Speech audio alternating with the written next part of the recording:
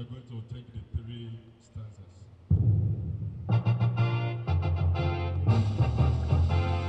Fat Poly, Fat Poly, Fat Poly again. Fat Poly, Fat Poly, Fat Poly again.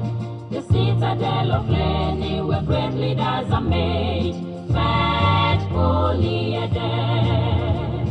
We are the first among equals, raising great scholars to change the world, leading the way to all-round success.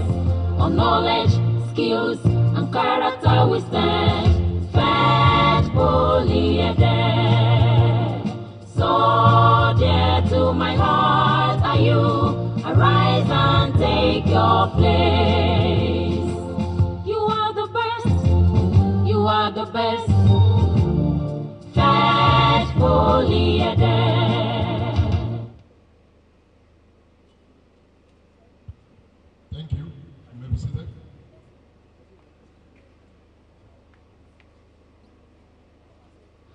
As is custom on this part of the world, we usually start with prayer.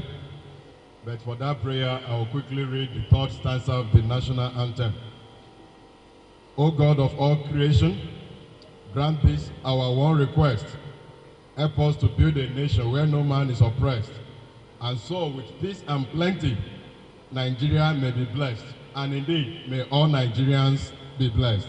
Amen. I will now call on the following dignitaries to take their seats on the high table.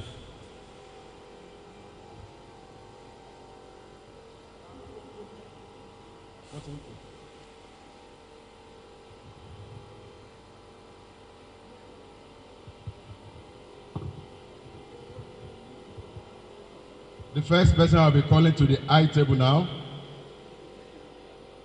I will call upon the Dean of Applied Science, Dr. A.A. Adekigbe. Please take your seat on the high table, sir.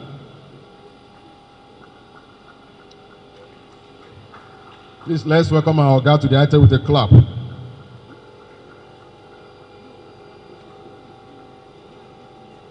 The next person to be called to the high table, the Dean of Environmental Studies, QS Okpatuji. You are welcome, sir.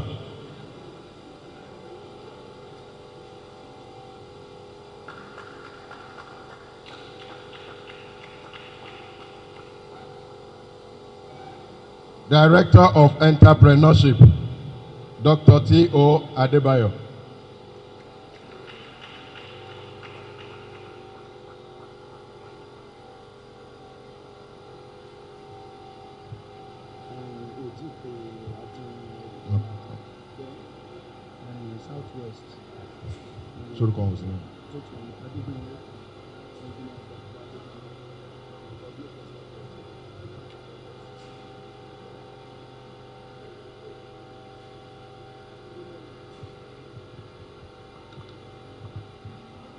Next to be invited to the high table, the former acting rector of Federal Polytechnic, Dr.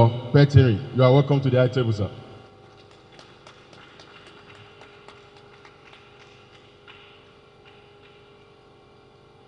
Likewise, I will invite to the high table the Southwest Coordinator of Compodet, Engineer Dr. Adegbenro. You are welcome to the high table, sir. As we have other dignitaries, we'll be inviting them to the high table. What we are here to do this morning is exhibition of innovations by our students in the Polytechnic sector as part of the agenda of the current administration led by President Tinubu. We want to leverage and see what our students in the Polytechnic sector they are up to as we are trying to turn around the technological landscape of Federal Republic of Nigeria. And to be assessing this work this morning, I will call on the following panel of judges as I invite to the high table also Engineer K.A. Babalola is one of the assessors for today. Second on the list, Engineer Gumpan James. You are welcome to the high table, sir. And the chairman of the panel is Engineer J.A. Salami, a former chapter chairman of NIEEE in Osun State. You are welcome, sir.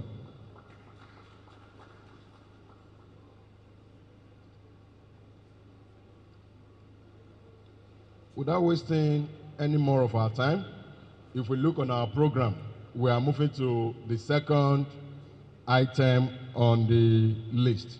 But before we do that, please, all HOD present, we want us to come forward to the front row here. All HOD that are present with us, we want you to move down to this front row.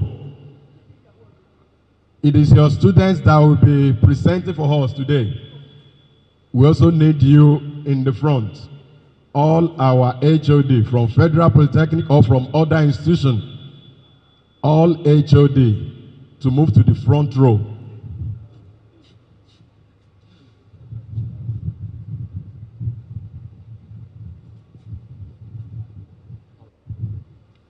All HODs and all visiting deans from other polytechnic.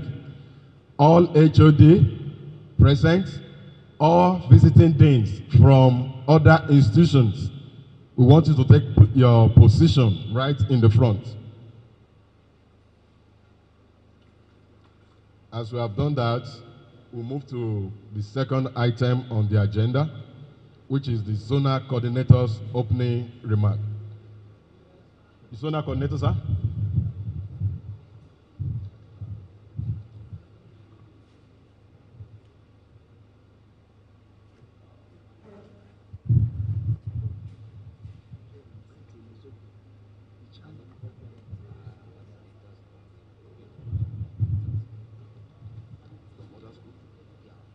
From other school.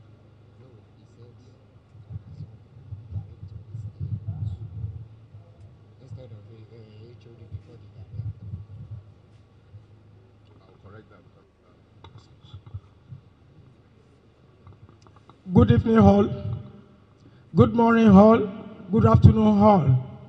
We are very, very sorry starting this program late. I am Engineer Dr. Adegbenro Simeon. I'm the zonal coordinator of the Committee of Deans of Engineering in Polytechnics and Colleges of Technology.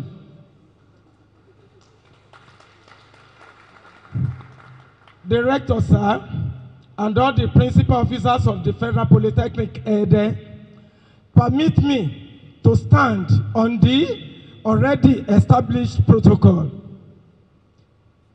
My report or remark of today will just be brief. The reason for organizing this competition is solely based on the necessity, the need, and the urge to transform Nigeria from a consuming nation into a highly productive and technologically advanced country. The need for doing this is just to take ourselves off from the power of the so-called advanced nations of the world, exploiting us, making use of all our raw material and all things that Almighty God has blessed Nigeria as a country with. We just say that all these resources in abundance, but failure for us to get them processed, it is a big obstacle. And this is leading to the state of the nation that we happen to find ourselves right now. We all know the price of Gari now. We all know the cost of buying a liter of petrol in Nigeria today. But we have this. But for the reason that we lack the processes to undertake in order to get this thing into a productive and consuming level, it has made us to solely rely on the advanced country. Then now come to us, they carry away all our raw material, get them processed for us, exploiting us, and in return, what do we get? In order to salvage the situation, in order to rescue the situation, the Committee of Deans of Engineering of Polytechnics and Colleges of Technology thought it so wise that all our students, for their final year project, that we should be organizing competitions. I'm very, very happy that the 2024 edition of this program is a reality today. We are not going to talk much because the real essence now, what we have come here to showcase, is the major business of the day. All students, all the deans of participating institutions that are here, I sincerely welcome you all. My honor goes to the rector of the Federal Polytechnic, Ede, to have really assist in making this year competition a reality. The financial strength, the moral assistance is unbelievable. The national chairman of Compodet, you are highly appreciated, sir. Your effort, for sure, in transforming our great nation into a kind of nation that will be self-sustaining in everything, will come to reality. Thank you all. Thank you all.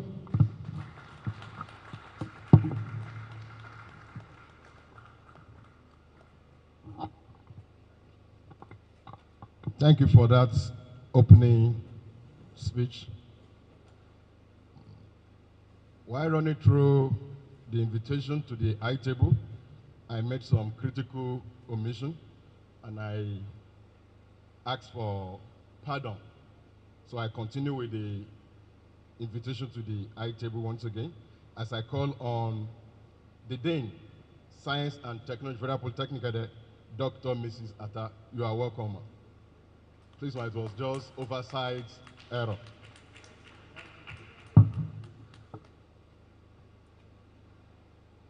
I also have here Director of CWES, Federal Polytechnic, Dr. J.A. Agbelade. You are welcome, sir.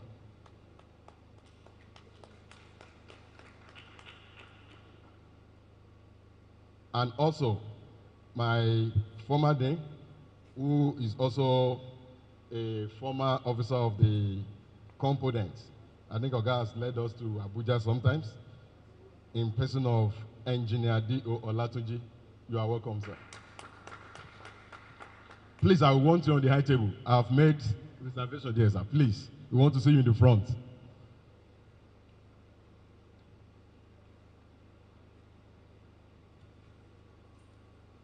And the event we are staging today, the national chairman of the body that is overseeing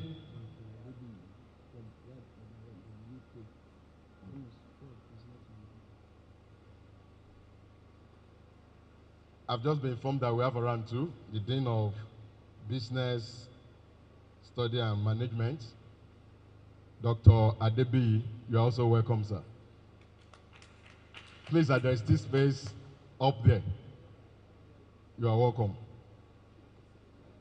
And as I was saying, the body organizing today's event is ably chaired by our own Dean, Federal School of Engineering Technology, Federal Polytechnic, in the person of Engineer Dr. D.A. Folarin. This is the chairman of Compodet throughout Nigeria. You are welcome, sir.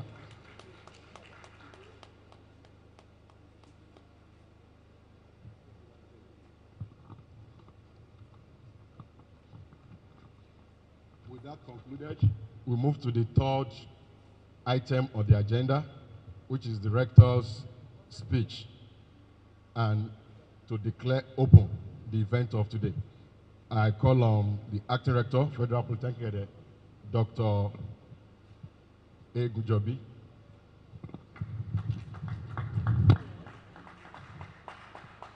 Thank you very much, the MC. The former acting rector, Dr. Petiri, all things here present, those on the high table and the other high table, I recognize you all.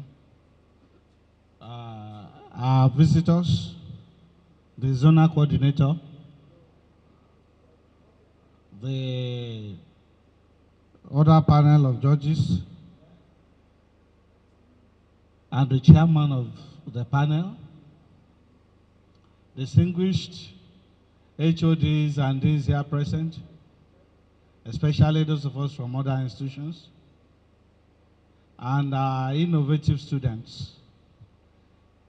I want to welcome every one of us to this august gathering.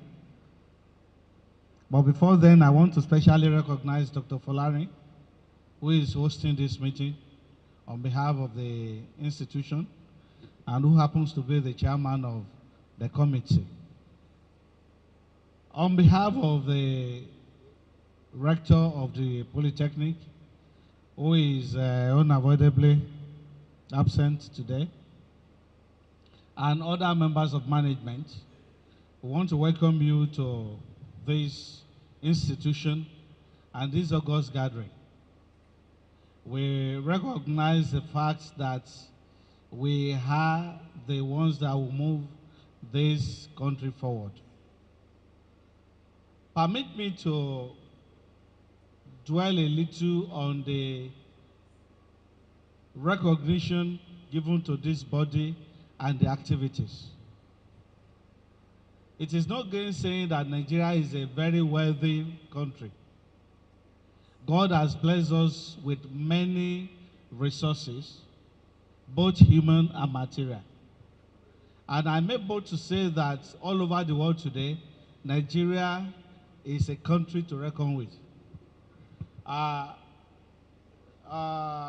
Recently, it was even identified that Nigeria is one of the most well-read countries among migrants to UK and the US. So God has blessed us so much with human capital.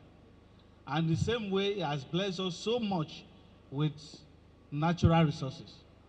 But unfortunately, we are still in the process of transforming the synergy of the two types of resources to our wealth and richness. And that is where this kind of gathering comes in handy. We recognize the fact that we have people that have been given insights that will come up with innovative things that will advance us technologically in all phases of our activities.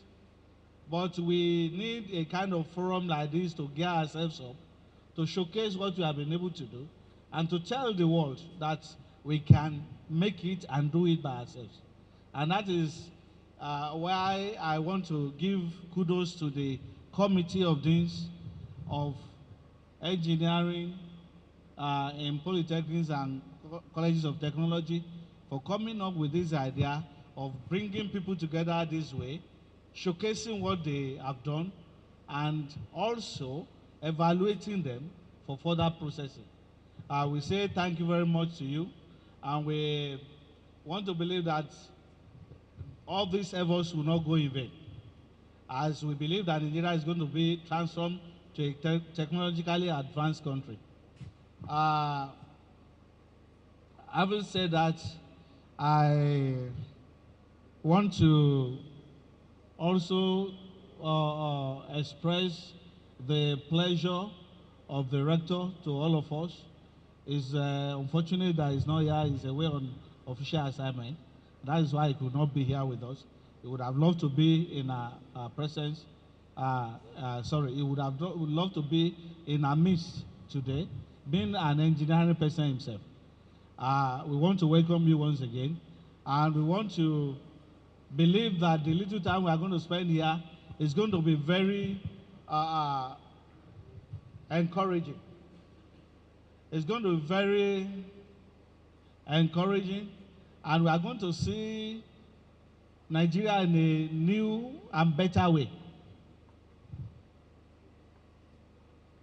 Realizing the fact that we can also advance technologically.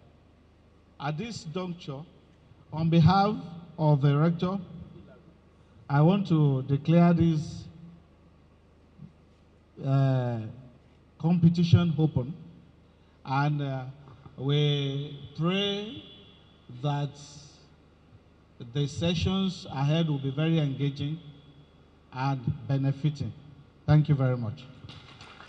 A round of applause. Thank you, sir, for that opening remark. As I've said earlier, we will still be recognizing those that we still need to recognize.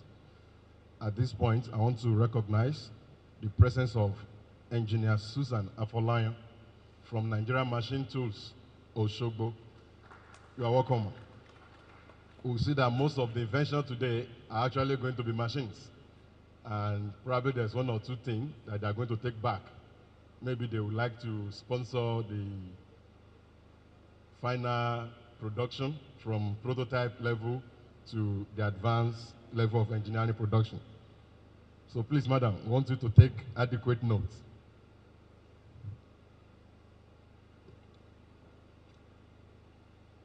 The next item we are going to check now is the panel's chairman's speech, the speech of the panel of judges. The chairman of that panel will give us opening his speech, and we highlight to us those things that will be assessment criteria.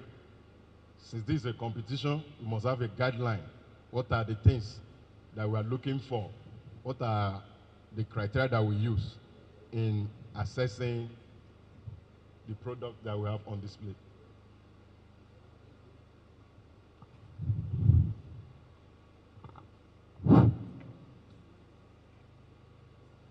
Thank you very much. May I stand on the, permit me to exploit the standing protocols laid. Be that as it may, I will recognize the presence of the representative of the rector of the Federal Poly and all other people at the high table, not to overflow the issue. I go straight to the assignment given to us. We are three at this end to do the job together. I look through from the introduction, I found myself to be coming from the field, and the other person on the list coming from the industry, and the third person coming from the policy maker, the drivers of the system. So I want to appreciate the composition. For a long time, it has been the yearning of Nigerian Society of Engineers, which is the umbrella body for the professionals in engineering, to find a way of synergy, to have a synergy between the academicians and the practitioner outside of engineering. Because if you are able to bring them together, it's going to be a plus and a big advantage on the technology development. Therefore, if this body, if this committee have looked inward into that, it's going to be, it is a great drive in developing engineering practice in Nigeria. So we appreciate you from the academicians, from the academic side of engineering practitioner, to find a way of bringing us, those of us on the other side, that is the practicing side, to see what is happening from the academics, which is the fundamental. Because when you talk of engineering, you go to first principle. The first principle in engineering now is the academicians who have the time to study. And we are the ones to implement what they have done. So thank you very much. Our own job today is to see what has been prepared, and based on our own limitation, to see which one is, which presentation we are considering to be the best. It may not be the best of the best, but kindly pardon us. Just bear in mind that as a human being we have limitations, but to the best of our knowledge, we are going to do our best. From the form given to me,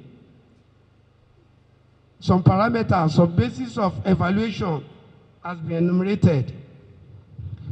The components of competition has been identified. The first one is the HND assessment sheet. Assessment of HND projects. Second one is the assessment of the ND projects. And I could see staff innovation too. To really do the evaluation, some parameters of consideration have been identified. Honestly, when I scanned through it, I could see that this is a well thought out basis. It's a well thought out factors of getting out close, if not getting at the best. The first consideration there has been tagged problems and motivations. You see, when there is problem, it is problem that can motivate you to think ahead. And as we all know, engineering is a problem solving. Engineering is problem solving. So there must be a problem which will guide your line of reasoning. That has been given 5 marks. Problem and motivation. The second one on the list is background and related work. For you to be able to solve a problem, you must have your own background. Because it is your background that you can project to solving the problem. If you don't have engineering background, how do you solve engineering problem? So the background has been considered, and related works, what has happened before, whether there's anything that has happened that you can take a leverage on, that is given 10 marks. Approach and uniqueness. Your approach towards solving the problem, and your particularity, your own individual. You, a problem solver, what is your basis? That is your own inbuilt, inherent potential to solving the problem. That has been allocated 10 marks. The fourth one is the local content, 10 marks. 1, 2, 3, 4. The fifth one is the visual presentation. Visual presentation is because we are going through the slide. You must be able to compose yourself to be able to know what you have in mind. So it's another high point of consideration. That is giving 15 marks. But that is really the communication. You may have a good idea. If you don't have a good presentation, nobody will know what we have. So that means our presentation has to be self-explanatory. It has to be, you should be communicating in your presentation. If you do in electrical engineering, anything that cannot be decoded is noise, no matter how important it is. Because it is noise to you because you cannot decode it. So the presentation is very, very important. Without being asked, without being given the opportunity of further explanation, your presentation should be encompassing. It should be self-explanatory. We are analyzing this so that the presenters will be able to know our line of focus. Another consideration on the list is knowledge of research area. Knowledge of research area. You cannot dwell into a place where you are a stranger. The area you are researching to must be a familiar area to you. That's the only time you can get the best out of you. Then come next is the response to questions. You see, questioning is another advantage on the part of the presenter. For area of gray areas, area of uncertainty, when someone asks you, it's another way of making yourself clear. That's 10 marks. Significance of contributions, the impact of what you are proposing, of what you are presenting, the impact, the immediate problem that is solving in the environment, either remote or your local environment. That will give appreciation. It will increase the level of appreciating what you are doing. The next one on the list is a practical demonstration. Practical demonstration. Translation of idea to physical communication. That has been allocated 15 marks. Allotted 15 marks. So there in all, we have 1, 2, 3, 4, 5, 6, 7, 8, 9. We have 9 points of consideration. All this will be re-emphasized before the presenter starts. And to my members, like I've given the vow before, we are going to do the best we could. And if by peradventure anything is noticed, kindly forgive us. But we are going to be an unbiased umpire in this job. And we'll try as much as we could to meet the expectation of those who have suggested us. I wish this program a smooth and successful running.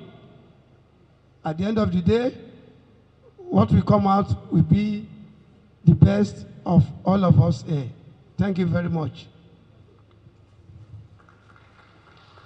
Thank you, sir. As the program was going on, particularly when chairman was giving us the assessment criteria, we have some other people that walk into our midst. As I try to recognize the Director of Academic Planning, Federal Polytechnic, Dr. Ms. Adegoke BF. Madam, please, there is a space in the front, ma'am. Also, we have our Deputy Registrar at the Student Affairs, Alhaji S.A. Rafiu. You are welcome to the front. Yes, sir.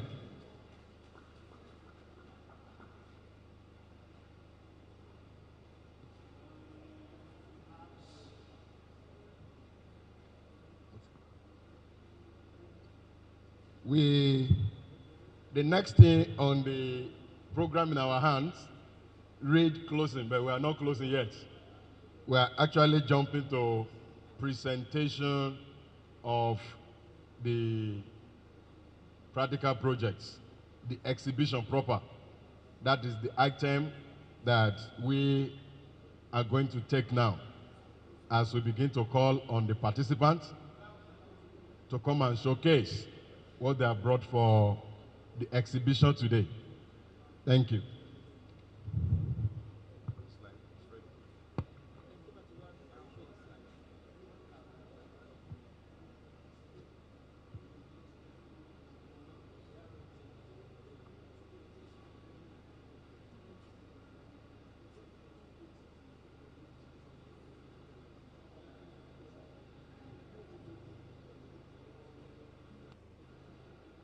The chairman, sir. we are ready for exhibition.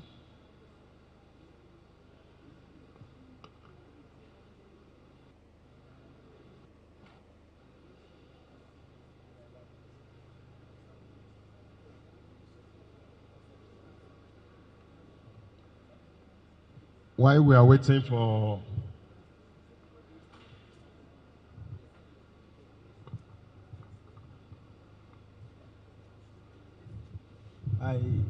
Acting Rector, sir, all other protocols duly observed. I just want to pass an information across. As we are commencing, this very particular program is being live streamed through YouTube. But people call my attention that we need to be very careful that any presenter, by the time we want to showcase the work, the real model, the reconstruction, they will not streamline on live for people to see, because by the time we pick our best set of students that will represent us in Abuja, some people might have. While the national chairman was giving us that brief information, we have in our midst also Engineer Pastor GC Enwerem Mayogasa. You are welcome. Engineer is the former director of our anti-corruption unit, the ACT2. You are welcome, sir. So, with the permission from the assessors, can we commence the presentation now, sir?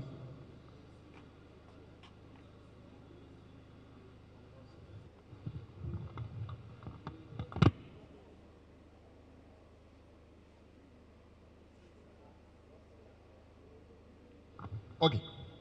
I've just been notified that the former program was in order.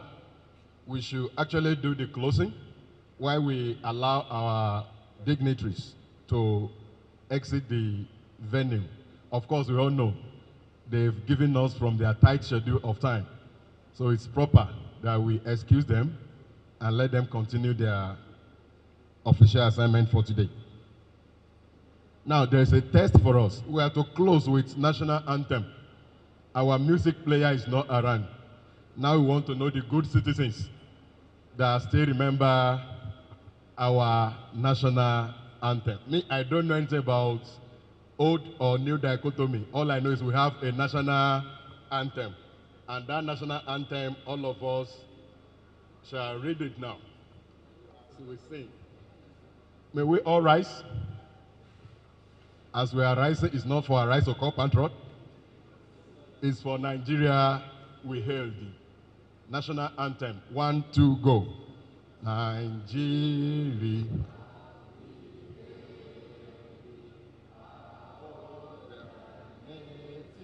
Land, though tribes and tongues may differ, in brotherhood we stand. Nigerians all are proud to serve our sovereign motherland. Amen. Thank you. Please, let's give ourselves a round of applause. At least we have mastered the national anthem.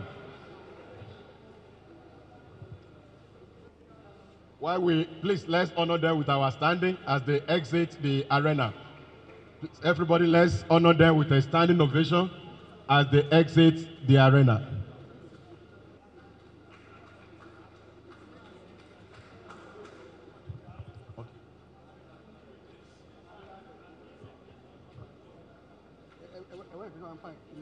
All right.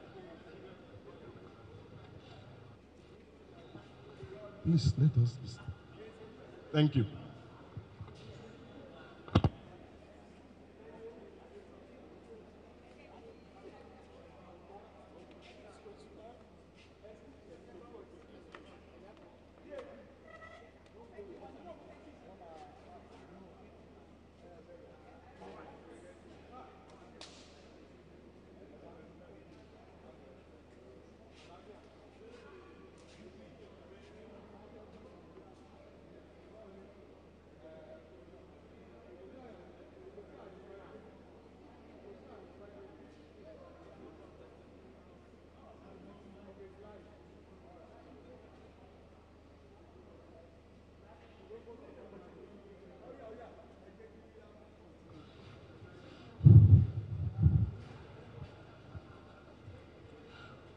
we are starting the second phase of our program, which is the presentation proper. I will now invite to the front the delegation from Federal Polytechnic Ilaro. Shadoni. Delegation from Federal Polytechnic Ado. We invite to the front delegations from Federal Polytechnic Ado as they come to showcase their exhibition. And if you are here in the arena and you have not submitted your presentation slide, we want you to bring it to the engineer in the front so that it can be put in the folder where presentation will be done.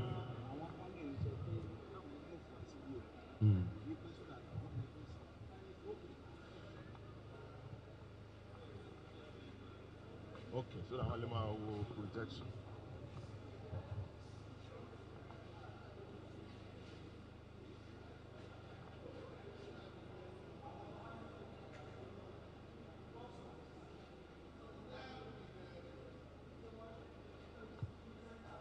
Please, there you go.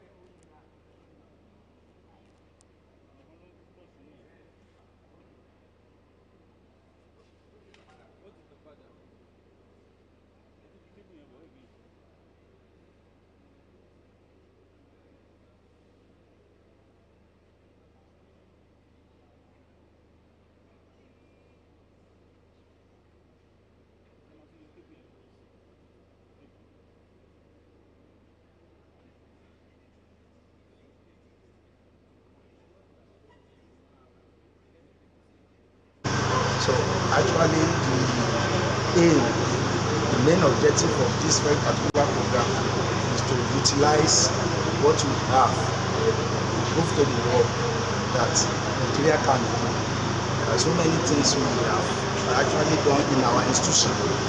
This is Southwest zone.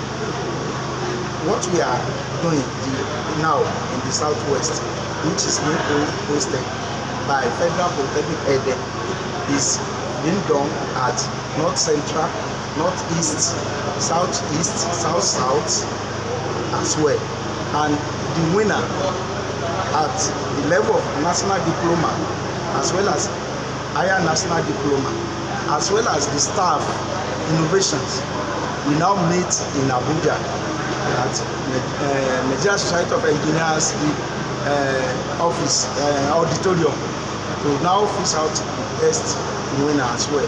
So it's a national competition, not only for the zone alone, but all the zones will do their own to actually bring out the winner to now contest nationwide as per the local content. So there are so many innovations that are here which have up to 90% local content. As we are commencing, usually we see them.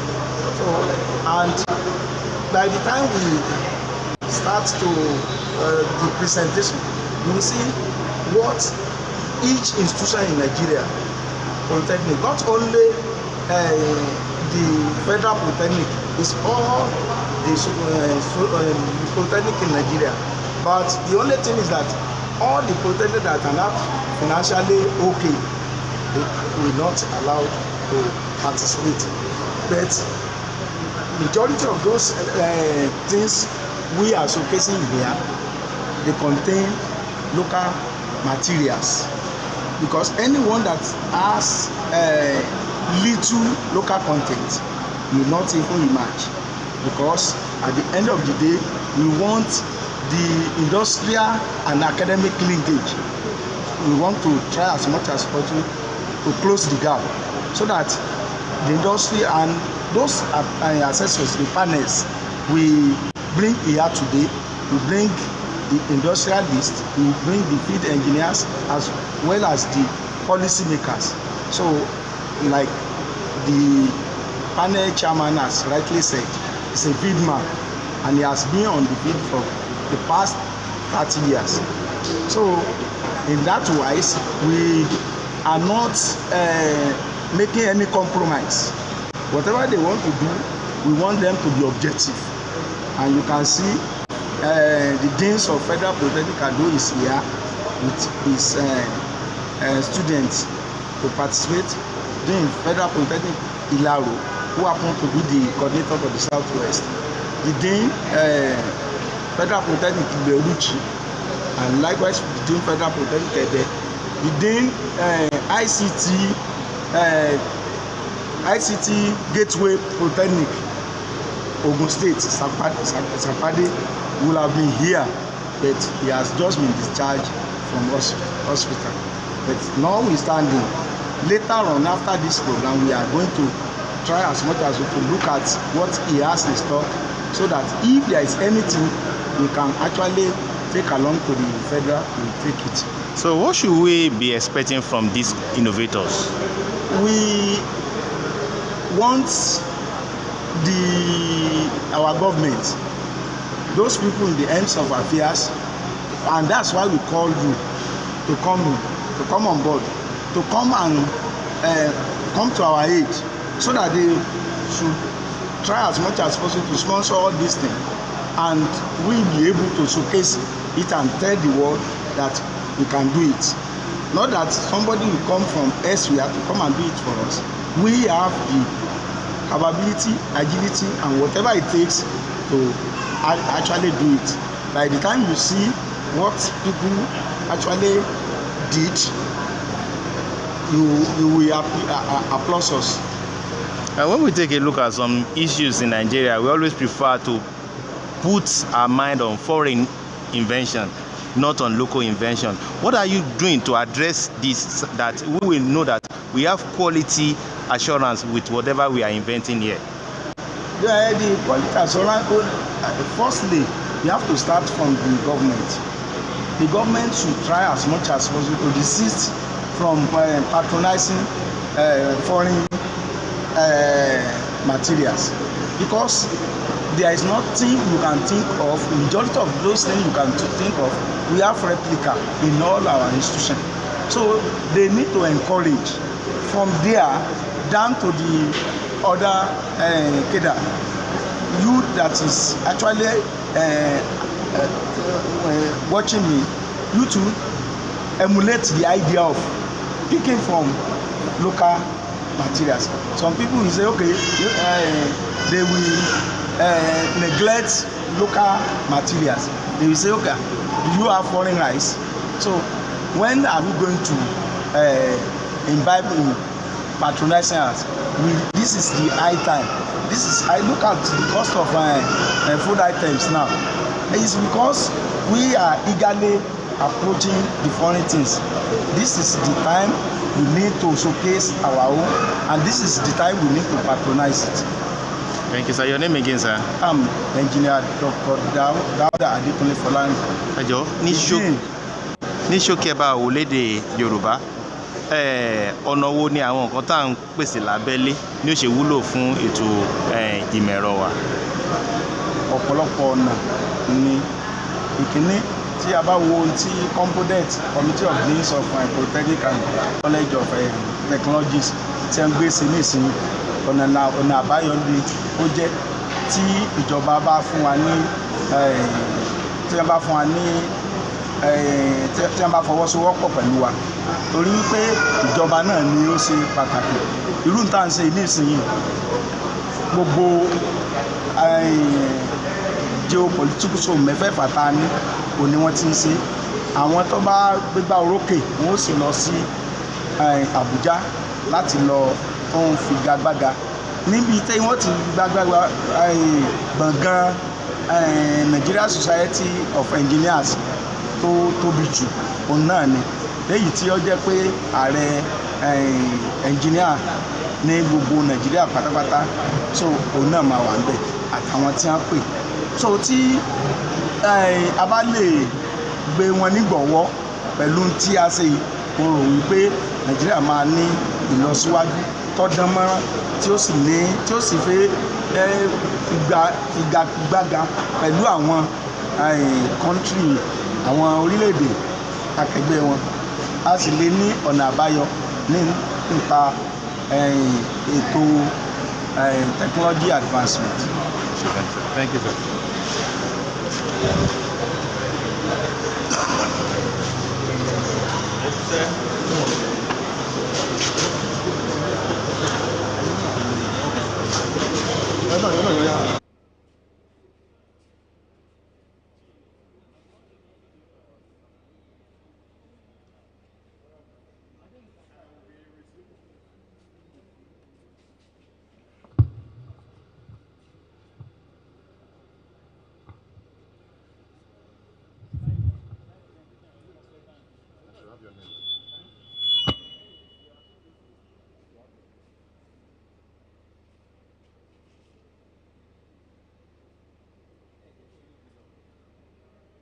Polytechnic.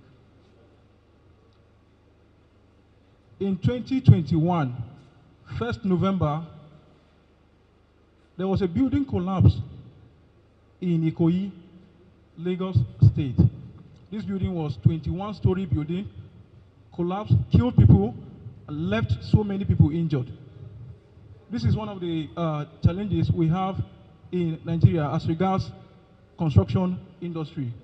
If you see as you can see on the projector, a Punch newspaper reported about, excuse me please, Punch paper reported the collapse prevention guild recorded at least 62 catastrophes in 2022 alone.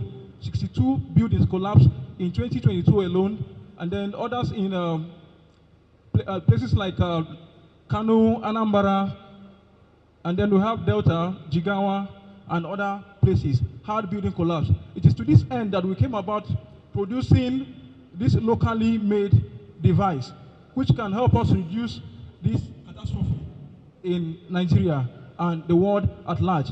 Now, this device is being used in other places too, places like Canada, the US, but we don't really have them here in Nigeria. And we have been able to produce this device to help us reduce the rate of collapse in Nigeria. I'll take you through my slides. Now, this is the picture of a collapsed building in Nigeria. Please, let's go.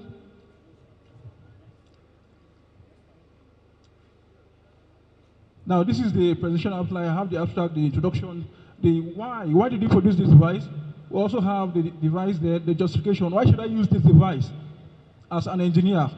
Then the interface and the result. Then conclusion and recommendation. Please, let's go to the next one, please. And then the abstract. This abstract is a summary of what we have done with the device.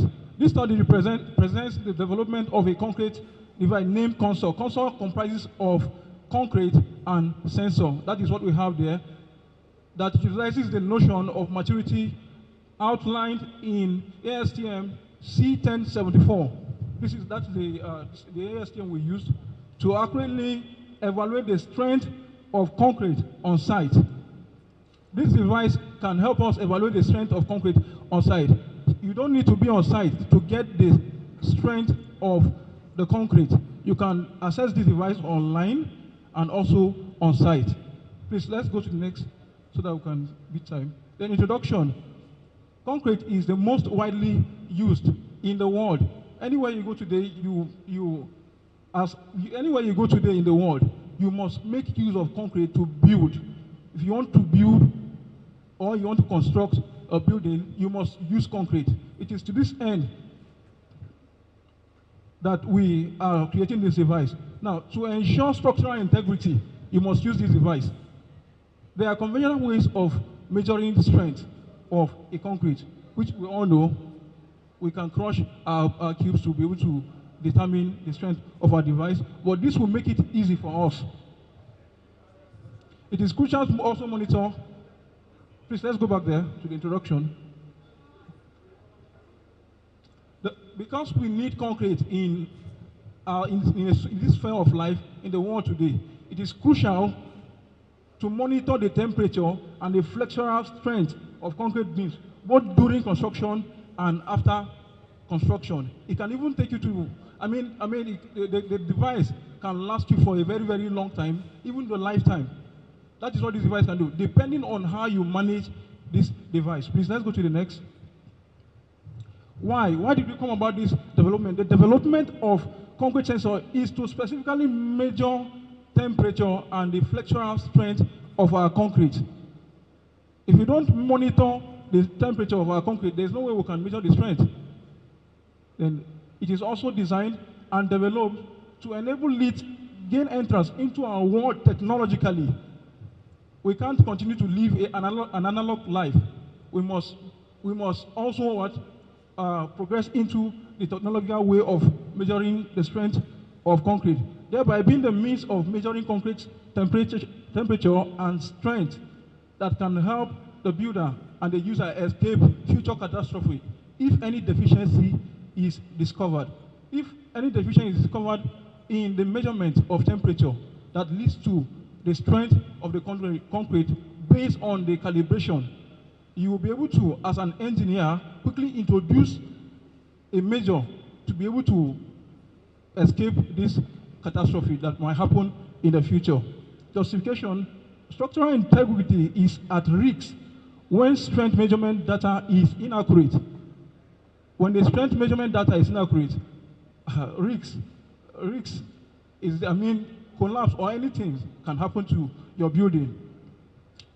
This shortens the lifespan and decreases the strength of concrete element.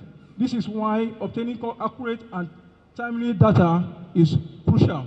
To be able to obtain timely data, we must employ the use of this concrete device to be able to get data of our temperature.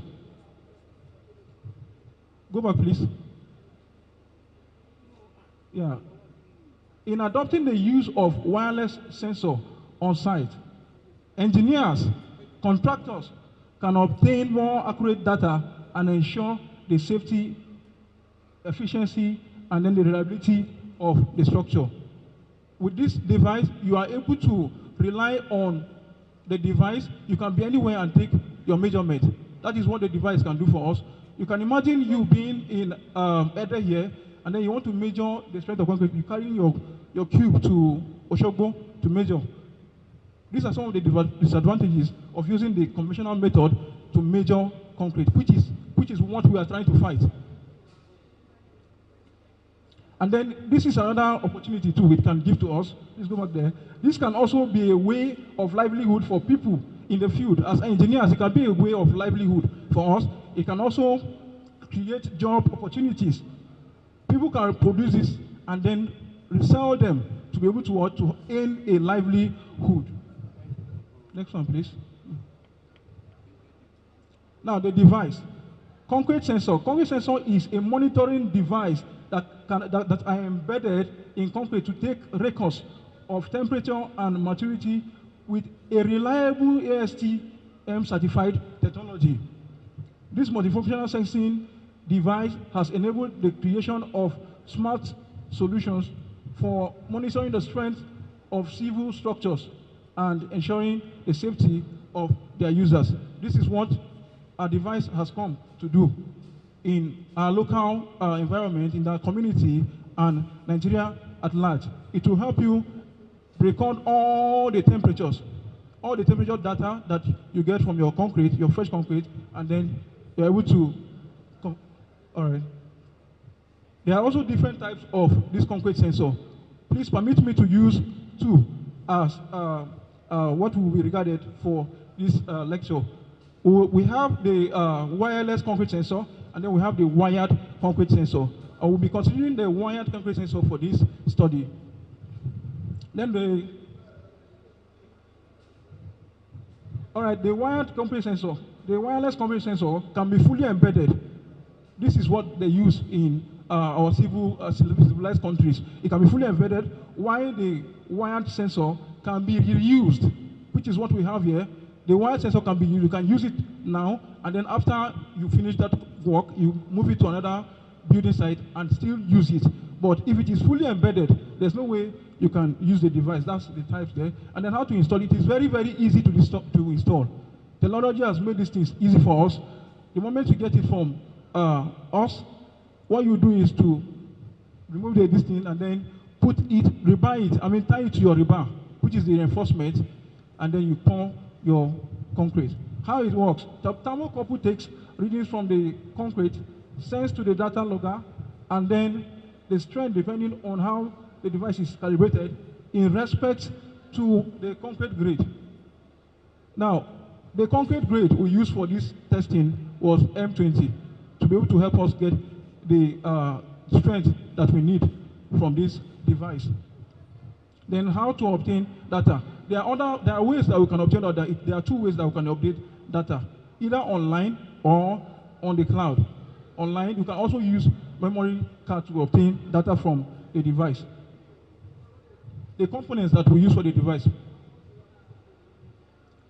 Now, one of the major components that we use for the device is Arduino ESP8266. Is a major motherboard for this device. It is also low cost. It can be used as a standalone device, allows other microcontrollers to connect to it, and also enables connectivity to embedded applications. If this device is embedded and we don't have a microcontroller, there's no way we'll be able to get our results. There's no way we'll be able to access our data. That is the reason why we are using this microcontroller. Please go to the next one. And then we have the K-type thermocoupled and the Max 6675 module. This is the temperature. It's just like the one you use in the hospital. This is what goes into the concrete that can be reused. This one here will go into the concrete and then can be reused. Thermocouple K-type is a temperature sensor that supplies 9 to 12 bits of readings of temperature. The cable uses one data line to communicate with the inner microprocessor. When we get to the practical part of it, we'll be able to show us what a one-line data means. Then we have the real-time clock. This keeps current record of time. The next one, please. And then we have a solar panel for power. This supply us power because your concrete sensor has to be connected to a power source. Then we have the router to be able to access internet. The concrete sensor without internet cannot work. We will have to connect it to the internet for us to be able to get what we want. And then here is our device, the locally developed concrete sensor device. When we get to the particles, please, I will show us. Yeah, this is the schematic diagram of the temperature device. That's where we have the solar panel there, which represents our power. And then we have the battery. We can also power the battery before we now continue with the device. The power connects to the, please go back there. The power connects, the concrete sensor connects to the power, and then the router, then we now carry our thermocouple, which is the K-type, embed it in our concrete, and then we get our data on our mobile phone too. You can access this on our mobile phone using the internet. Next, please. All right, what are the advantages of the device? Now, the device is faster and efficient. Like I told us earlier, you can imagine taking cubes, concrete cubes, to Oshogbo while your construction is here. It will waste your time. So when you are using the concrete sensor, it will save your time, and it is also efficient. It provides accurate temperature and humidity of the concrete. You don't have, there's no gimmicks in it. It will give you the accurate temperature and then the humidity of the concrete. Then you can also it obtains and shows real-time data. That is the reason why we have the real clock chip on the microcontroller. And then the next is that it is easy to operate too. Like we said, the technology is growing fast in Nigeria. You can easily, all right. Okay. All right. Okay, then it will also create job opportunities, like we said earlier, save cost, and then it prevents unnecessary loss of human and properties. Next one, please. All right, these are the readings that we get from the device. These are our readings that we get from the application dashboard. Next one, please. Then this is a picture of the experiment we took. Mr. Presenter, go to your conclusion. All right. Next, please. Next, please. All right. Conclusion. The concrete sensor as an alternative means of measuring concrete temperature and the strength outperforms the conventional method. After we have used this, it proves that this one will outperform the conventional method of measuring concrete. So it is faster and it is trustworthy too. Recommendation. It is advised that this development is taken further for the development of a wireless temperature sensor. We don't have the power to develop the wireless concrete sensor yet, so we are also appealing that we further produce the wireless concrete sensor. Then as this will also add greatly to the society and Nigeria at large. Thank you very much. A round of applause for him.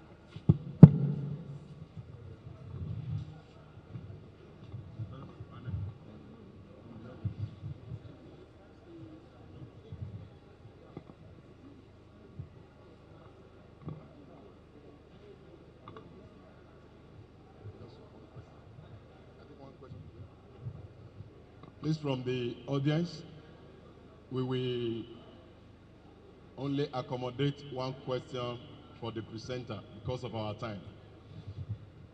Question from the audience. Any question from assessor? Any question?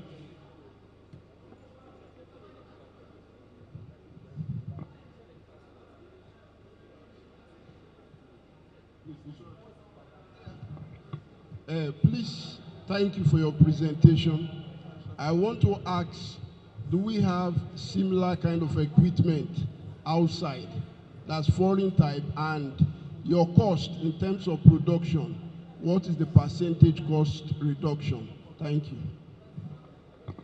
Okay. I think you get the question. Yes, I got the question. Equipment like the one you have described here, do we have already made one? Exactly. And what is the cost advantage? Thank you, sir, for your question. For the first one, yes, we have already made one already, which is being used in the civilized countries. Like I mentioned initially, like Canada, US, the UK, and all of that. Then for the cost, I would like to refer that to my supervisor to give us I want to thank you for giving us the audience.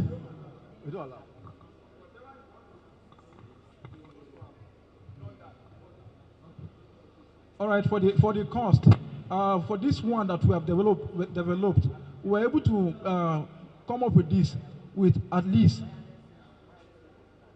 70-something thousand. I don't have the correct figure now. Apologies for that. But it's all right. Thank you so much.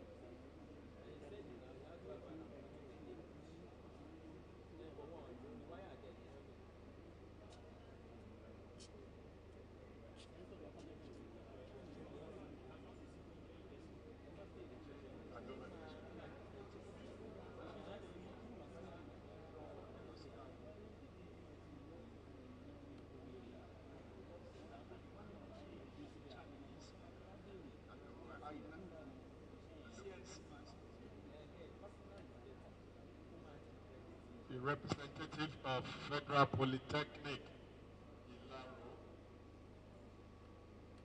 in the HND category. Representative of Federal Polytechnic, Ilaro.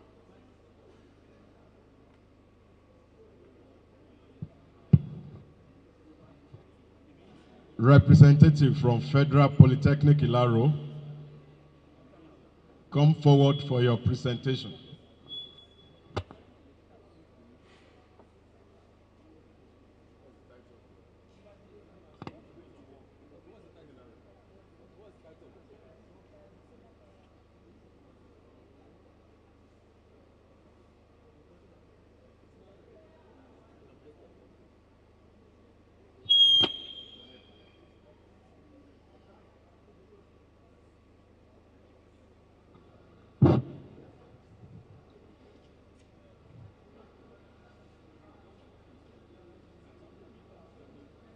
With the permission of the assessors, I will call to the podium Dorcas Adetoro from Federal Polytechnic, Ilaro. Dorcas Adetoro from Federal Polytechnic, Ilaro, in the HND category. Good morning, everyone. Good afternoon, everyone. Sorry. Standing on the existing protocol, I would like to present my project, which is design and fabrication of a solar-powered automated egg incubator. So in Nigeria, as you all know, the poultry sector. In Nigeria, the poultry sector is an emerging agri-business. And as we all know, it has established its position as the fastest growing part of agriculture. So, the demand for poultry products has actually been on the rise, and the demand is actually greater than the supply. The need to balance the demand and the supply of poultry products is what necessitates the fabrication of this project.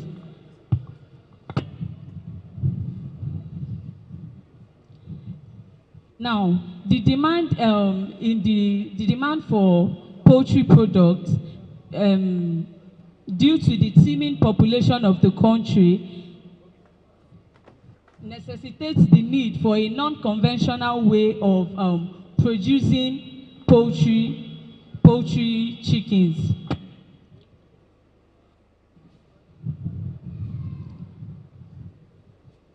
So we have the traditional way of producing chicken, which is the way our indigenous breeds of poultry, the way they brood their eggs, which can take like 21 days. And at the end of the day, they might not be able to hatch more than 2 chicks, which is very low productivity compared to the demand in the country. Now, there are several technology that has been working for an automated incubator, and we can attest to it that the the Chinese and the Egyptians have been credited for originating artificial incubation procedure, whereby the Chinese came up with a charcoal way. They burn up charcoal to produce heat for incubation, while the Egyptians came up with a structure that can protect the egg and protect them from maybe germs or anything. So the Egyptians came up with the structure, while the Chinese came up with burning of charcoal to eat up the egg. So there are various challenges faced by the Nigerian poultry sector, and one of them is the ban placed on the importation of poultry into the ban placed on the importation of chickens into the country by the incumbent administration in Nigeria. Although this ban is for the benefit of the local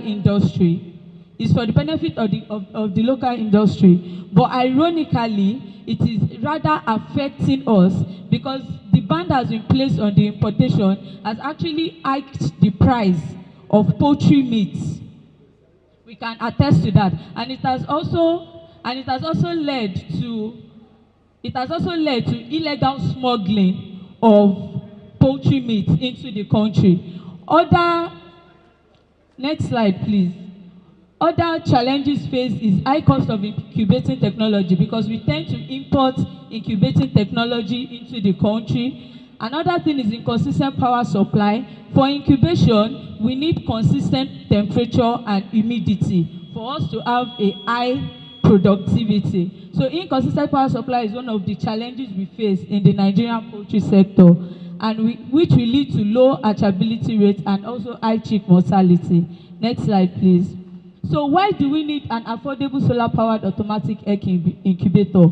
We need it for the provision of a locally available technology. We cannot be a consuming nation and keep importing into our country. We should have a locally available technology that will be easily accessible even to the rural farmers.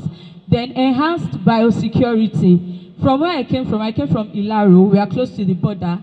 And from what we see every day, we see that our border is very porous, because things are constantly coming in, even contraband products. So if what we produce is what we eat, it will strengthen our borders against transboundary diseases. And other things is it will save human stress, because the variable is automatically controlled, and that will increase hatchability rate, improve chick quality, and also environmental sustainability. And it will also help in achieving some of the sustainable development goals. Next slide, please. Some of the sustainable development goals, according to the United Nations, they came up with 17 development goals, sustainable development goals, in 2015, and with the hope of achieving these goals before 2030. And if we can come up with this kind of technology, we can say that we'll be able to solve the problem of we will be able to achieve the goal of zero hunger and also good health and well-being, because this is a system that is emission-free because it is solar-powered, and we'll also be able to solve the problem of the goal of clean energy because it is solar-powered, and also we will have,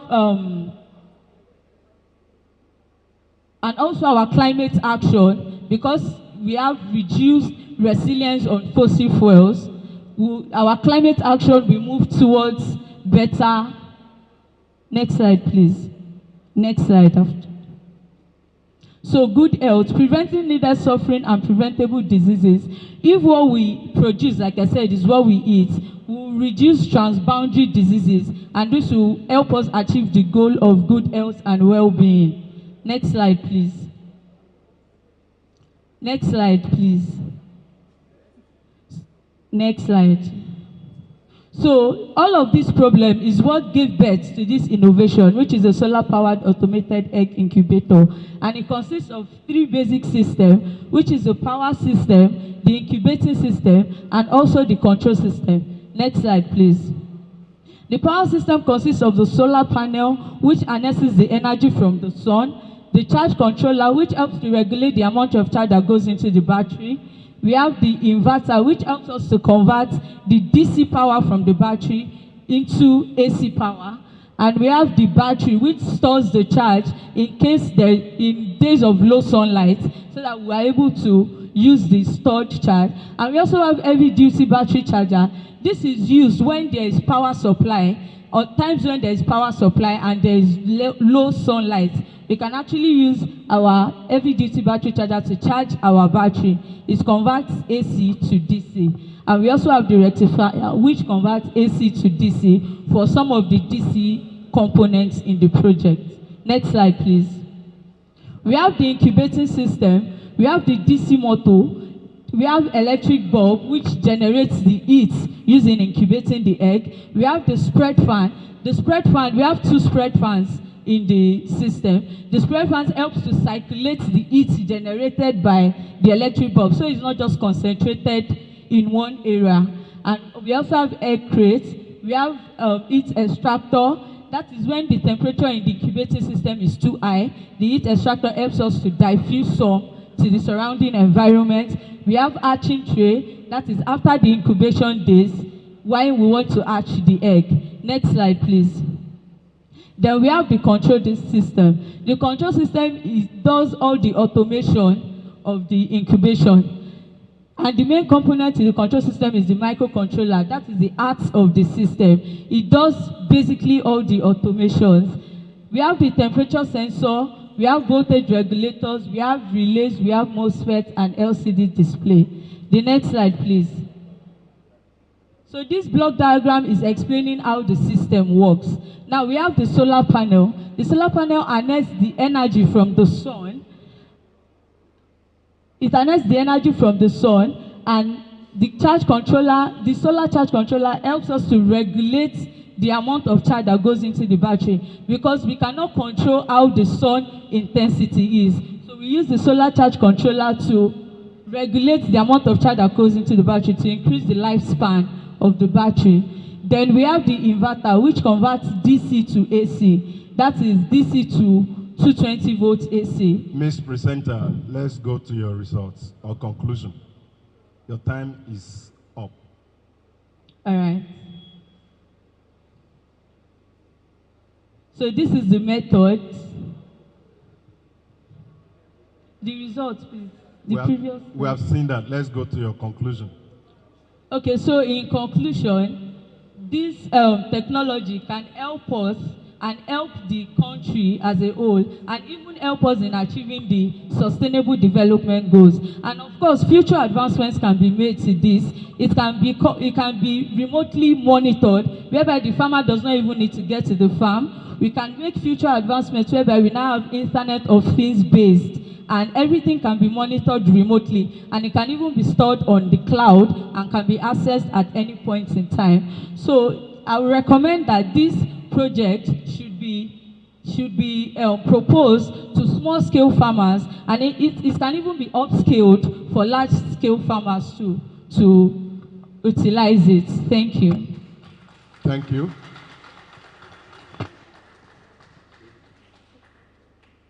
We thank you for that beautiful presentation.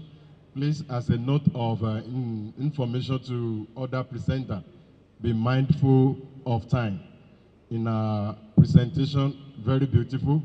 We could hear some lot of repetition. In presentation like this, you go straight to what you invented and the workings, then the conclusion.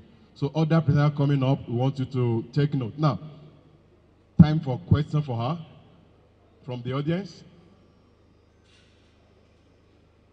We all eat poultry product. Oh.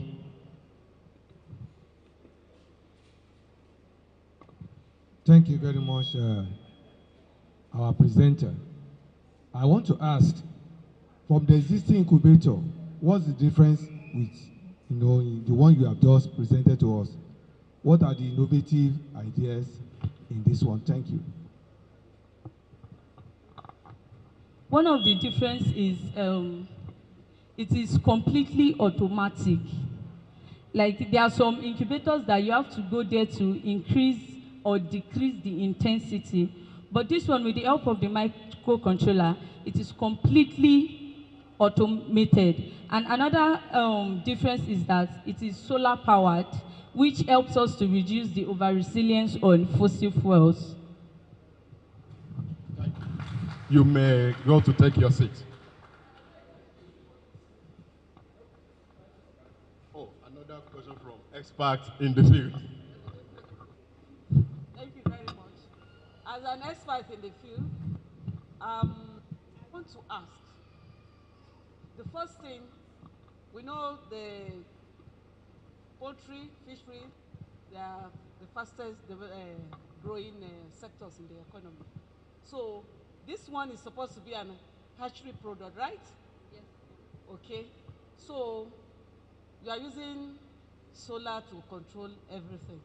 So what is the financial implication? That's what I'm saying, solar automation. So what is the financial implication? Can the common man, the common farmer in Alajue there, can he be able to? So what is the financial implication? Okay, so the advantage of this is that for small-scale farmers, the cost, it is very affordable for small-scale farmers, because that is really our point of contact, because these small-scale farmers cannot afford to import incubators from other countries. So it is affordable for small-scale farmers. Okay, the total cost, 128,000. Not now, as at when I did the project. As at when I did the project.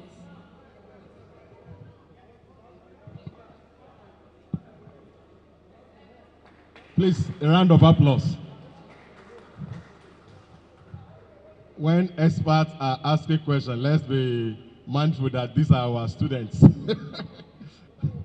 So we proceed as we take the next presentation from Agosu Kende, Federal Polytechnic, Ilaro.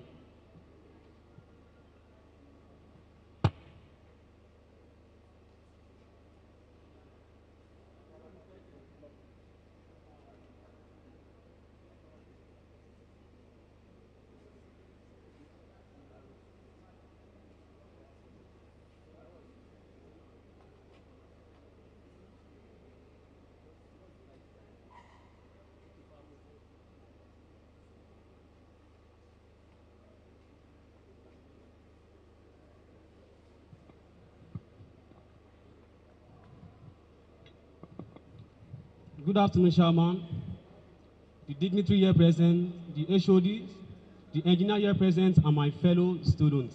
Standing before you is Agosu Kende Semaku from the Federal Polytechnic Ilaro. Permit me to present a project to you titled Design Fabrication of Dual-Powered Juice Extractor. Let me have my introduction. Nutrients from fruits are lacking in many African diets, despite their importance, as this has led into malnutrition.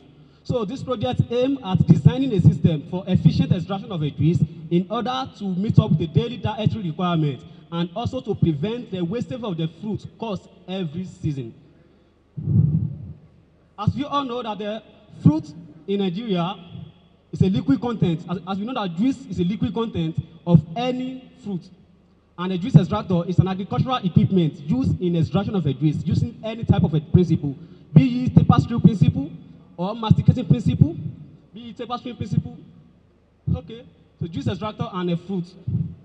As we all know that the poor fruit juice extraction leads to fruit wastage, according to my PowerPoint. So this can cause farmers into many losses. So these losses have made many farmers to lose interest in the fruit production because globally they recorded globally that there are a lot of losses that losses of a fruit which have led into losses of financial losses which is affecting our economy. So availability for human consumption, it also affects the national economy. It also increases the burden on waste management system. So the wasted food we are talking about, when all these fruit are wasted, so there's nothing to be done with it, so they are disposed into a dump. And the research made us to understand that during the degradation and the fermentation process of all these fruits, they generate a gas, carbon dioxide gases and methane gases. And all these gases are more potent. All these gases, I'm trying to explain some things. All these gases are more potent than greenhouse gases. As these gases, they pollute the environment. And also at times, when some of these gases escape into the environment, they pollute the atmosphere, which lead into the death of some of our marine life. Because when rainfall and these gases mix up with the rainfall, they kill all the marine life. And also at times, when this wasted fruit we are talking about, when rainfall, because of the disposition of these fruits when they are wasted, so find their way into the drainage system, they block the drainage system and cause environmental hazard. That is when they block the drainage system, there's no free flow of water. So when there's no free flow of water, so there is an overflowing, which leads to destruction of a life and properties of many people. So there's a need to get this machine we are talking about in order to prevent all this wastage and a hazard that the waste of a fruit is causing to our country and also to the people in our country too. So now talking about the Sustainable Development Goal. This machine I'm talking about we have a 17, which are interconnected a global goal, which is established by United Nations to combat the problems facing the humanity. So this machine I'm talking about has been able to solve 4 goals of a Sustainable Development Goal. Number 1 is no poverty. That is the implementation of this machine, that when we have this machine in use, that people begin to use this machine we are talking about, so it will fight poverty. Because the reason for poverty is because there's no job, because people cannot be able to work.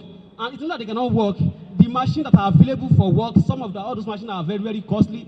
They are not even affordable. So the design of this machine is very affordable because it has a very low cost.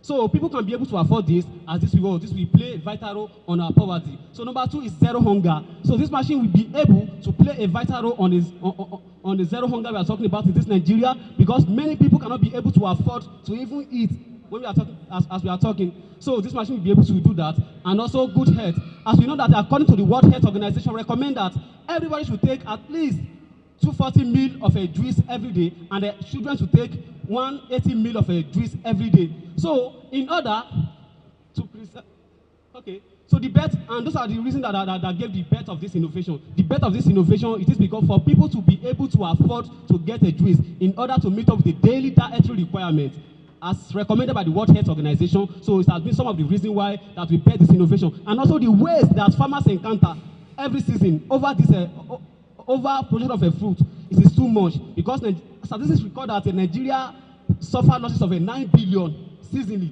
on a wasted fruit, as I've said before.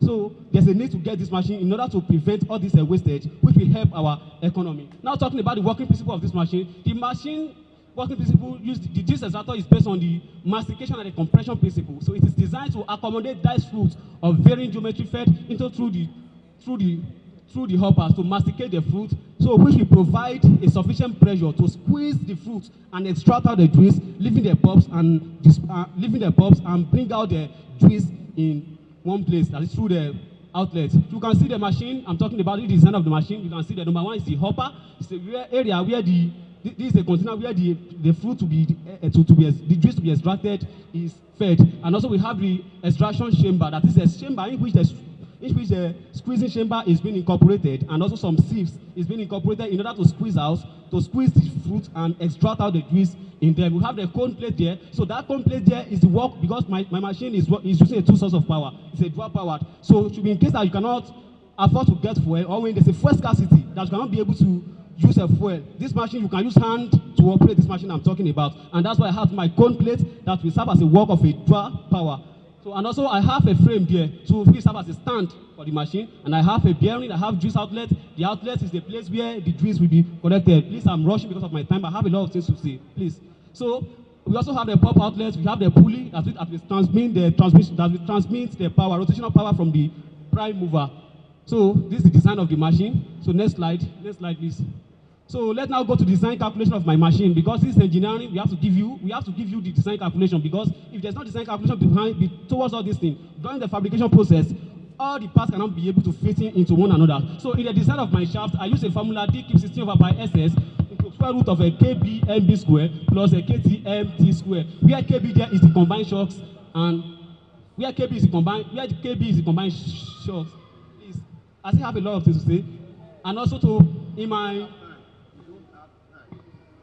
now let's go to performance evaluation. In the performance evaluation, I was able to use 3 different fruits. I used orange, pineapple, and a watermelon. And for me to carry out the evaluation process, I have to know the juice constant of all this fruit I'm talking about. So it was recorded by the AOY in 2004 that the juice constant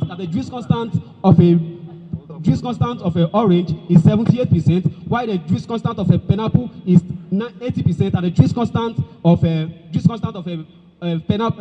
watermelon is 91%. So for me to know that, I will be able to determine the weight of the juice extracted and the capacity and the efficiency of the machine. So in the performance evaluation, I've been able to record that I've been able to carry out the evaluation, and we recorded that in the evaluation process, using watermelon will give us a more capacity, but using other will not give us more capacity, because the reason for that is that watermelon have more water content.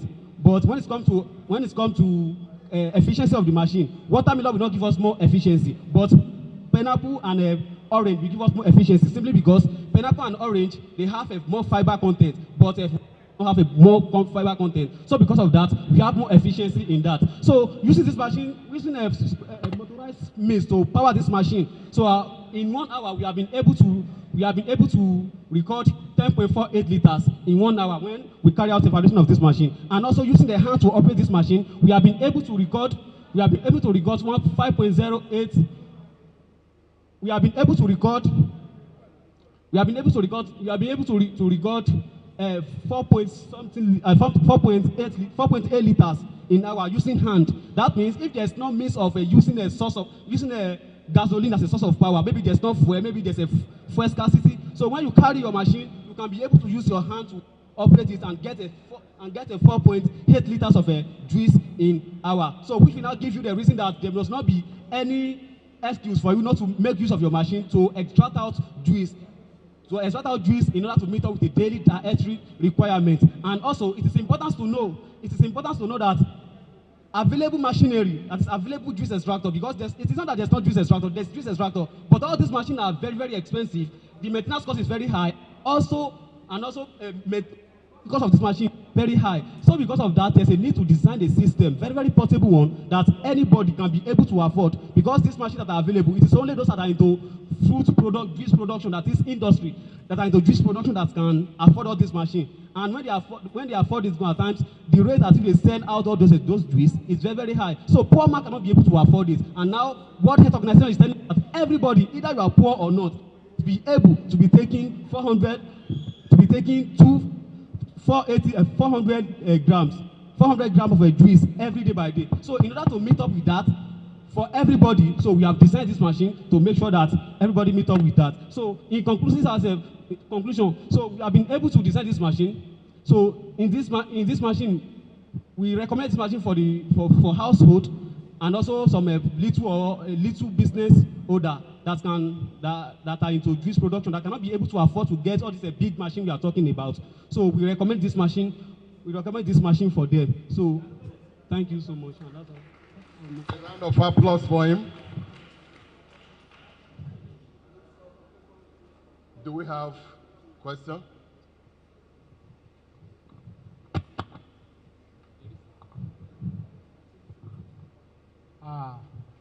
This project is very, very interesting and very, very timely. The question and my concern in this project is hygienic. How hygienic is your project? And because we need to just look at the security of our health, then how you take care of the our hygiene so that we don't get contamination. Because cholera is everywhere now, and the issue of this project is very much relevant to cholera's breakout. Thank you. Thank you for that. I don't have enough time to have explained that because my material, I'm supposed to talk about my material that I choose to design this machine, but time has not permitted me to say that. So for hygiene, so we make use of a stainless steel because stainless steel possesses some qualities. So for hygiene, so we make use of a stainless steel. So we disregard using other materials because it has been proven that body exposure to Teflon is carcinogenic in nature, and the material they use in made other materials they use or to fabricate other materials used for this machine. All those materials they have a link with cancer. So we make use of a stainless steel in order to come out with a head that will prevent people from having cancer. So that machine is outside. You can see any component of that machine that have contact with that filter to process. So we design all those chamber using a stainless steel. The hopper we use stainless steel. The squeezing chamber we use stainless steel. The screen beneath the squeezing chamber we use stainless steel. Even the outlet we use stainless steel because of the health and the hygiene of people. So I can also recommend. Last question. It's very helpful.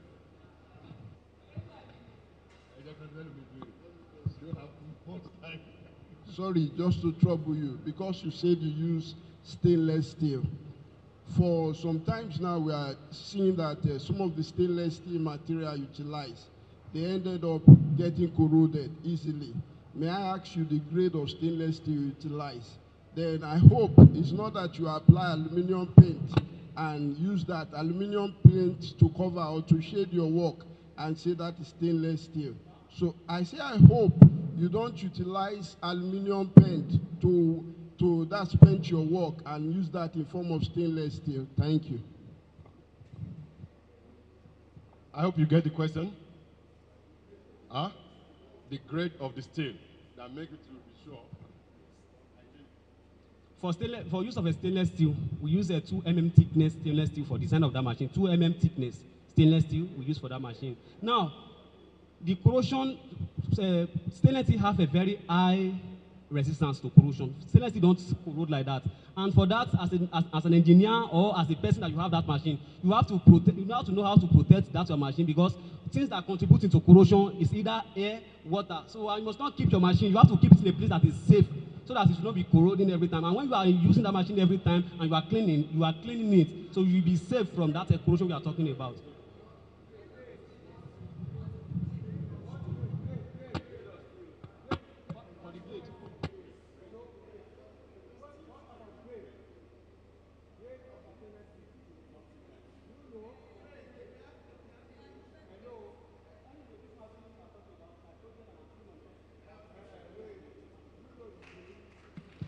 He says going to find out the grade. So if you eventually emerge to represent us, when you go up there, find out about the grade of the steel. Contribution, not question, please. Let's take just 2 questions, please, so that we can proceed on time. Next person, our next presenter is from Federal Polytechnic Ado in HND category. As I bring to the podium Ojo Oluwatobi Stephen. You're welcome.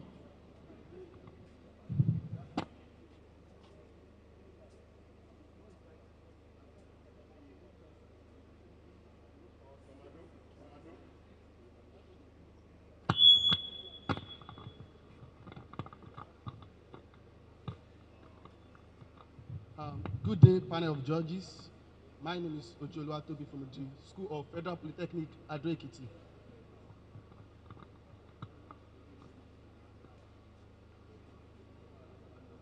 Now, the project topic that I'm bringing in front of you this afternoon is low-cost CNC plasma cutting machine.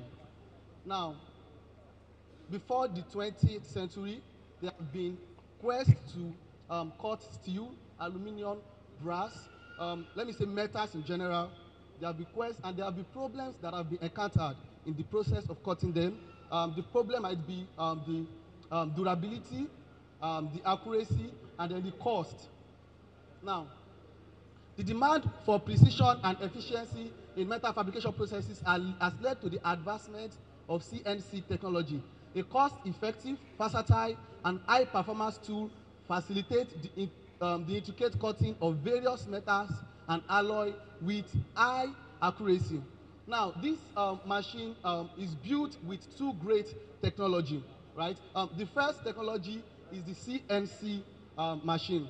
Now, the CNC, which stands for Computer Numerical Control. Now, the Computer Numerical Control is a type of system in which a line of code will be run on a software and then it will be connected to the cutting machine. Now, the machine is controlled by MKS DLC32 V2 32-bit CNC board, embedded C language using microcontroller or Atmega 320. Now, the third one is particular shape.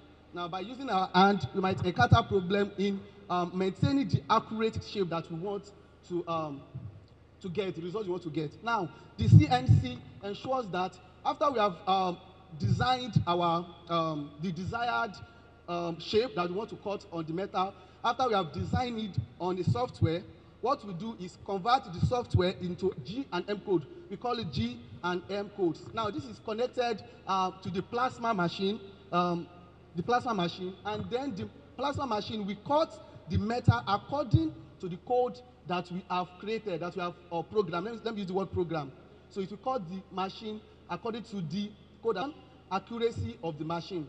Now, obviously, there have been previous plasma cutting machine.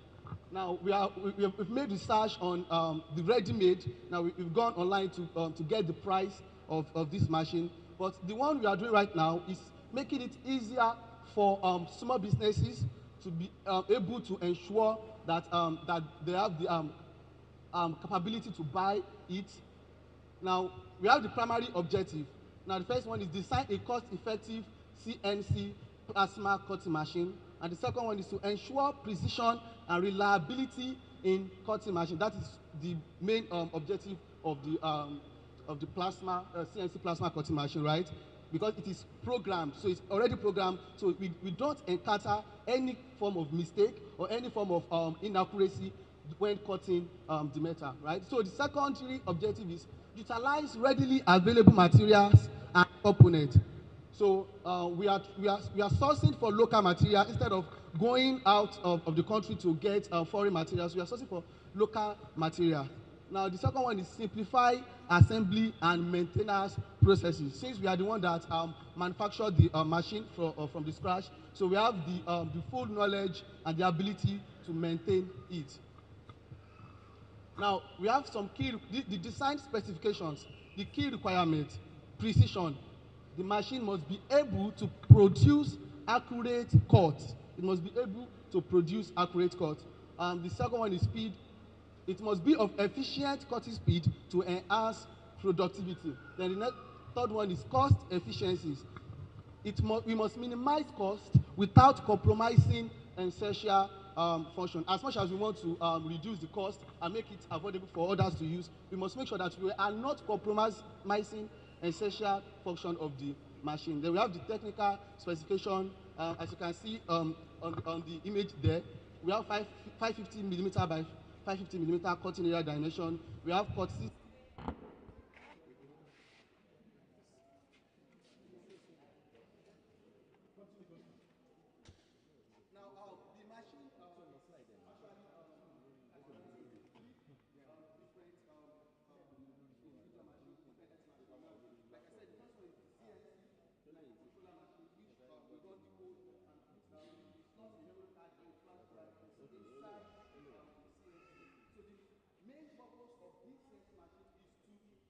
control the movement of the pilot arm.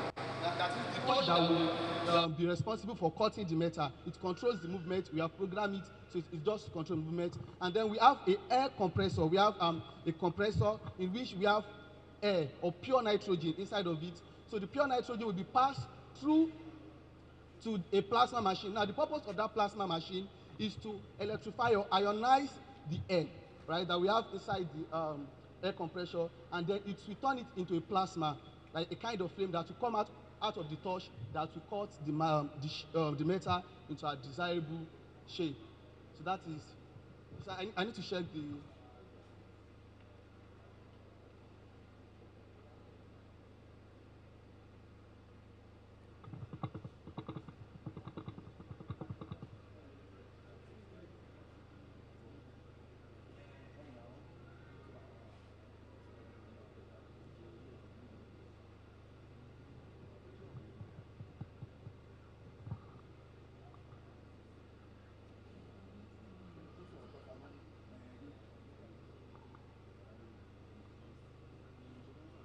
All right, can we go to the previous slide, please?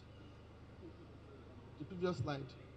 All right, so now this is the control responsible for the control of the movement of the torch on the machine when cutting the desirable shape on the metal.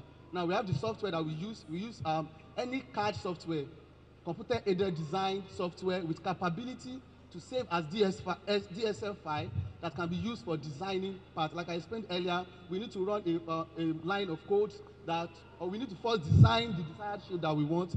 Then we transform that the software, the file of the shape that we've designed, to a G code. So after we transform it to a G code, then we can cut our desirable shape. We have a cost analysis. Now the cost for bringing this machine into light is exactly 1,030,000 naira, right? That is the cost.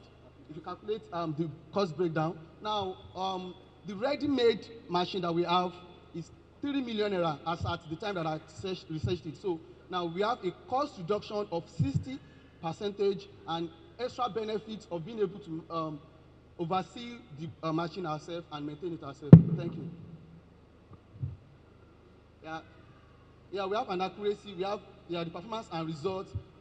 That is the accuracy, how accurate the machine is. We have a 2% accuracy that we have calculated for the machine. And then we have a range of 1% to 2% range of error that we might encounter while doing the operation of cutting the shape.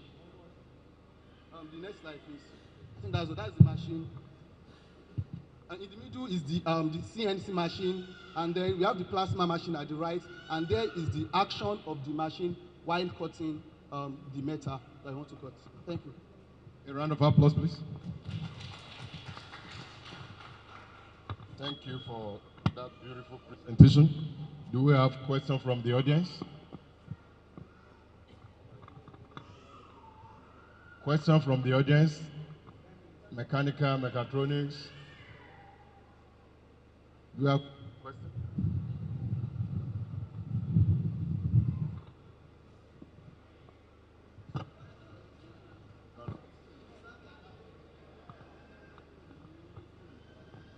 If there be no question, you may take a bow.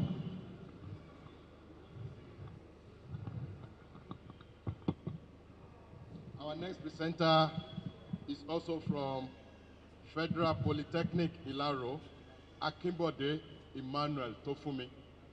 Compodet Emmanuel Tofumi.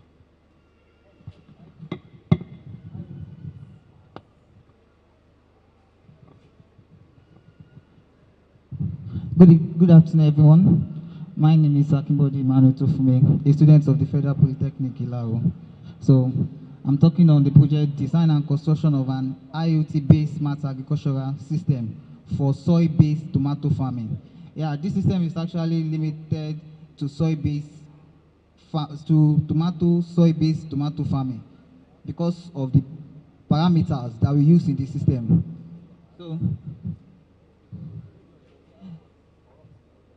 So in agriculture, in agriculture world right now, there is need for increase in food production because it was said by 2050 there will be a population of 9.7 billion. That means there is need for us to have a 70% increase in the food that we produce. And agricultural sector in Nigeria has been one of the biggest industrial sector for us because it provides nothing less than 22% to the GDP of the country, and is even one of the sector that is employing a 35% ratio to the country. So this IoT-based smart agricultural system is the introduction of a technology into the soil-based farming, so that there can be an increase in the yield and crop productivity. So the agricultural sector of Nigeria is actually faced with different vast of problems like land availability, because there is increase in the population of the country, and as much as there is increase in production in the population of the country, there is more increase in urban, there is more increase in different companies being created. So all these lands are being used for urban development, and the more our lands are being used for development, the more there is need for us to actually, okay, you can next this page. I've actually talked about this page. This is the introduction part where I talk about the benefits of agriculture to. So these are the statement of problem. Limited land availability. What's limited land? I'm talking about being the industrial sector. We have seen many urban companies being developed each year. So our land availability is actually degrading, and continuous use of land for agricultural because we practice a traditional farming method, whereby we reuse our land without even adding nutrients, because most of the older farmers, they are actually not literate enough to add nutrients to the land. So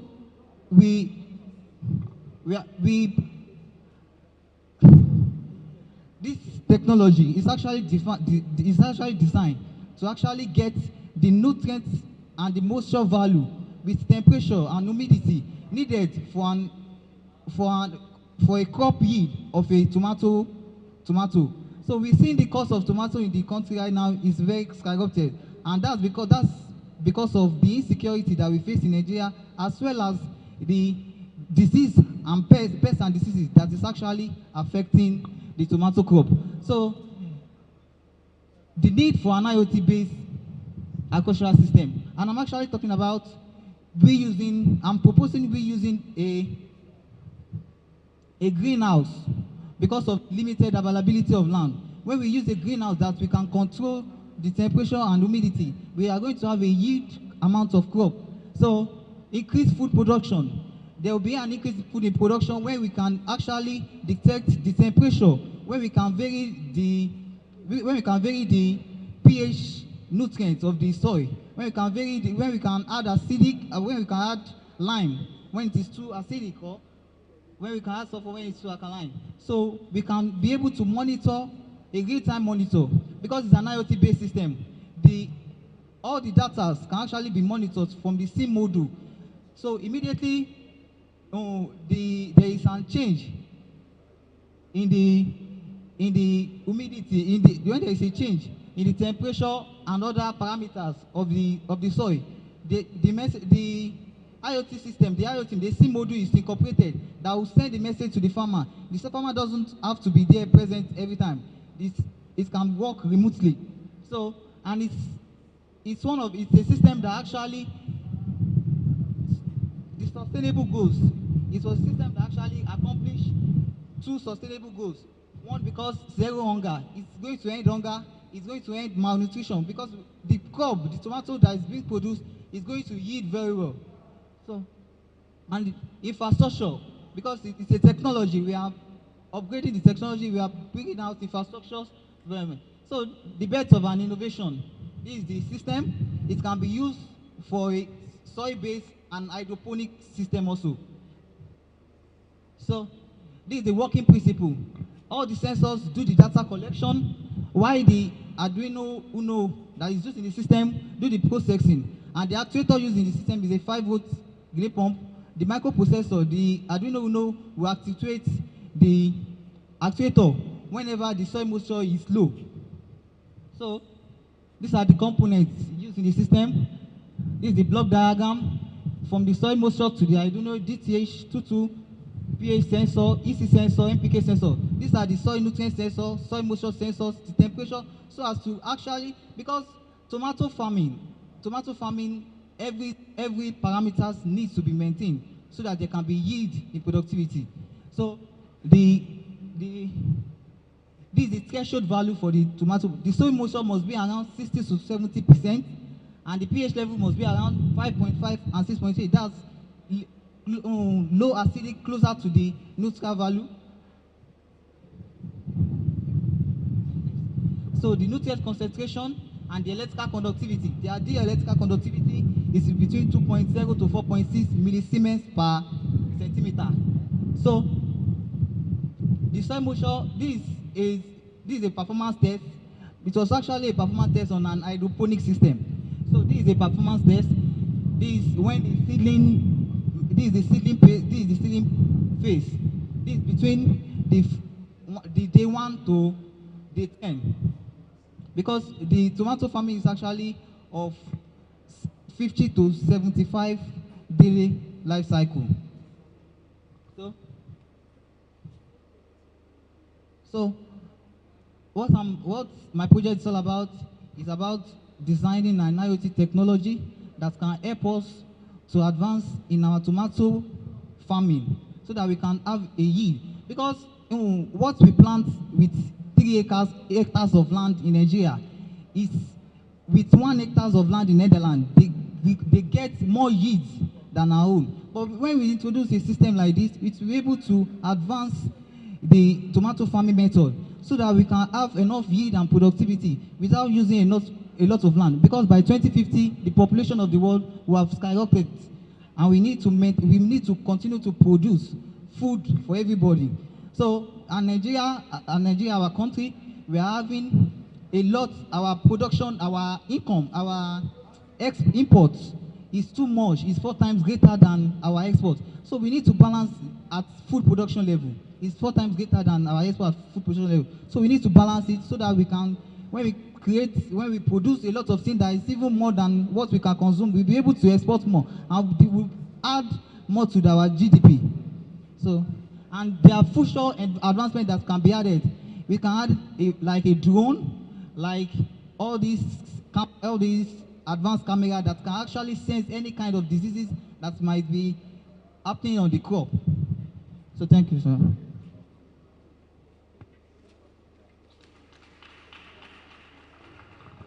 Thank you, thank you. Do we have any question for him?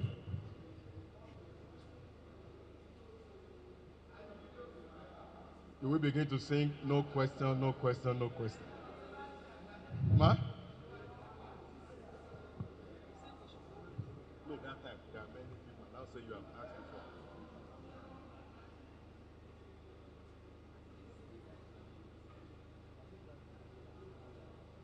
Maybe we should release him. You can take a bow. Is Ileoluji ready? Polytechnic Ileoluji, are you ready? Are you ready? Step forward.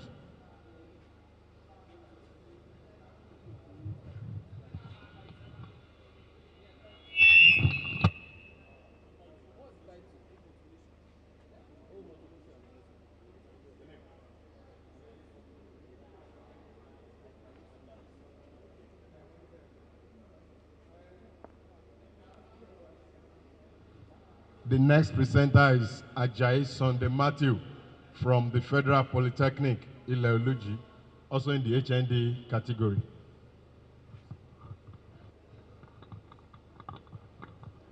Good afternoon, sir. Good afternoon, ma. My name is Ajayi Sunday Matthew from the Federal Polytechnic Ileoluji. So I'm here to present my project titled Home Automation with power, alerts, and control. Next slide.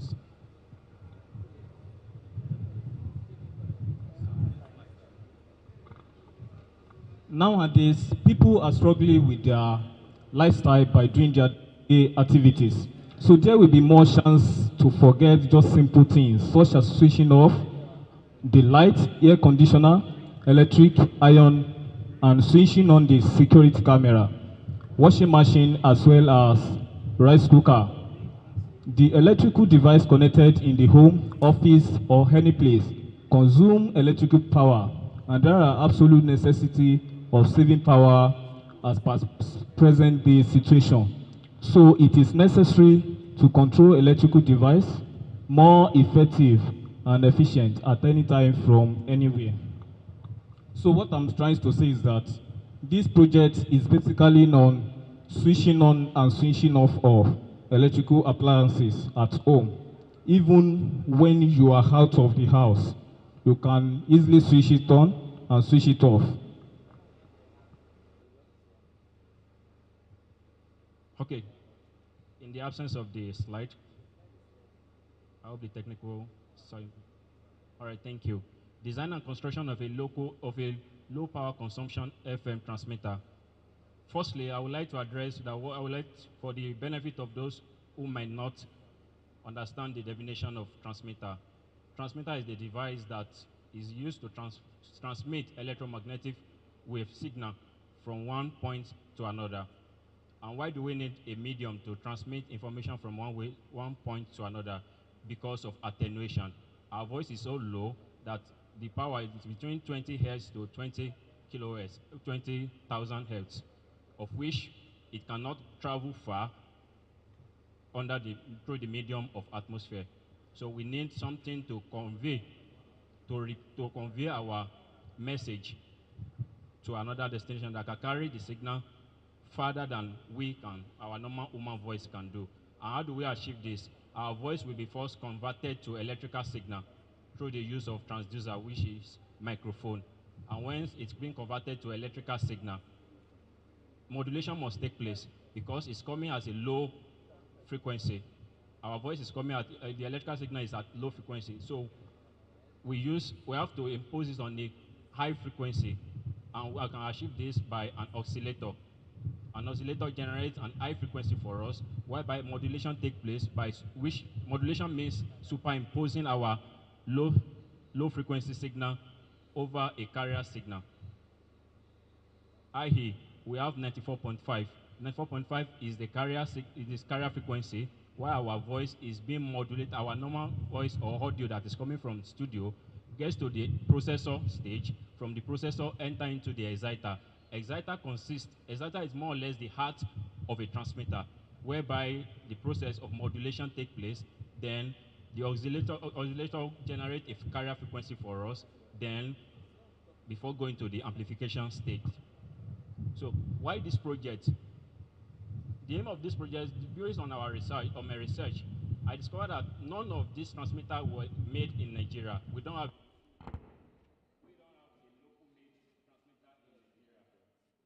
we are getting to knowledge from school. A lot of us as passed through from ND level, we are taught AM, FM transmitter, even to the HND level, but yet we are not able to produce one. Even a so-called institution, technical institution in Ondo State, in Nigeria, has a radio station, but yet not able to produce one. We still have to import. So I look at it, based on my research, that why are we not producing it? Why are we not producing it? And looking at the cost implication of getting a transmitter in current economy now, if you want to get a transmitter, you have nothing less than 20 million naira to buy a transmitter.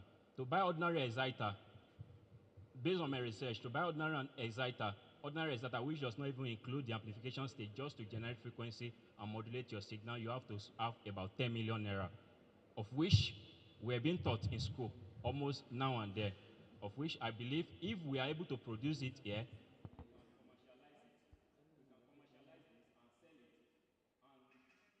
part of it is to repair the transmitters.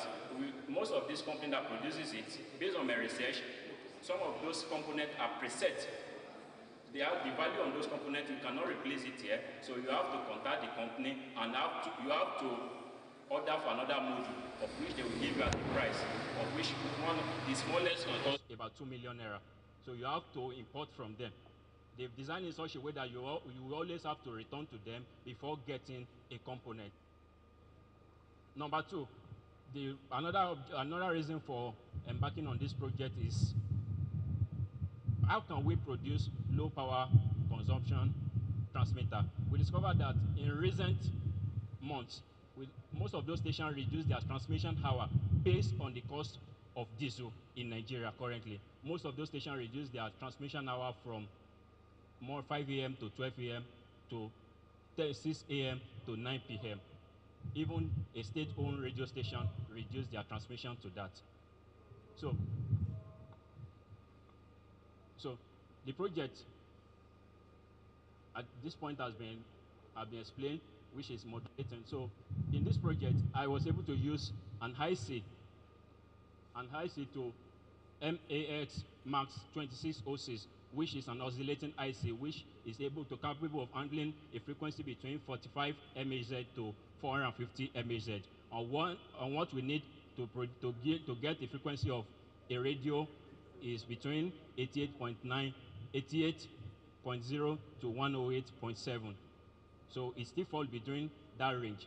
So in this project, we can see the input stage, modulation stage, then the Max 2606 help us to generate the frequency.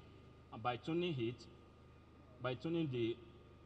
with the resistor 1, which is 100K, so we connected this 390 Henry inductor in order to get a nominal frequency of 100 megahertz. So then the tuning starts at this level, of which we are able to generate a frequency at 89.6 megahertz. And the output of it is connected to an antenna. So this is the description of the IC that was used as an oscillator. So the breakdown of the varactor diode, going back to the data sheet of that IC, IC is the fabrication of different components. So going back to the IC, the major principle behind it is the tuning part of it. They use a varactor diode.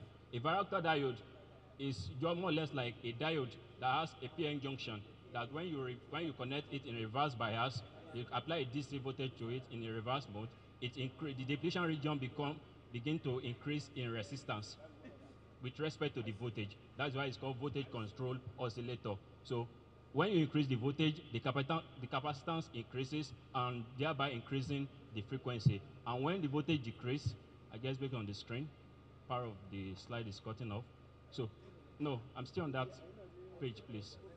So it decreases. So you can control the frequency, and you can select the frequency via that point by increasing the voltage and working more or less voltage control oscillator. Thank you. Next result. An oscilloscope was used to observe the amplitude of it and to get that, okay, we're actually having a good signal. A radio receiver was used when tuning it to a desired frequency. We actually fix a radio receiver to a particular frequency while we're adjusting it till we get that, we're able to track that frequency we need. Conclusion: a direct FM transmitter with a range of up to 100 meters can be built using an oscillator IC, which is also known as monolithic IC approach to generate a frequency modulated signal. And the baseline is that FM transmitter, if I could have done this, if this project could have been achievable, then I believe that FM transmitter can be produced locally and being commercialized. If this project since this project has been successfully carried out and is working perfectly now, then I believe there is nothing stopping us from being able to produce a locally made transmitter and commercialize it. So limitation, it was difficult to cover a wider range due to the absence of RF amplifier in the circuit project, of which the reason for this is the limitation for this limitation was due to MBC rule. MBC rule, according to the Article 9.12.2, says that you must be licensed. Any department must be accredited before you can undertake this project. You have to be licensed for it because of interference of the nearby station. So they have to give you a particular frequency. So we decided to limit our transmission power by not adding an RF power amplifier to it, so that the distance covering when testing will not affect other nearby stations, so that we will not be sued. So, finally, recommendation. To further modify this project, an RF amplifier can be added under the express permission of the MBC to enhance more signal coverage. Thank you.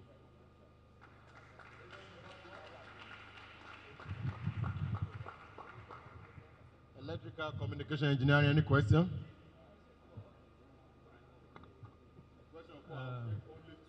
Thank you, the presenter.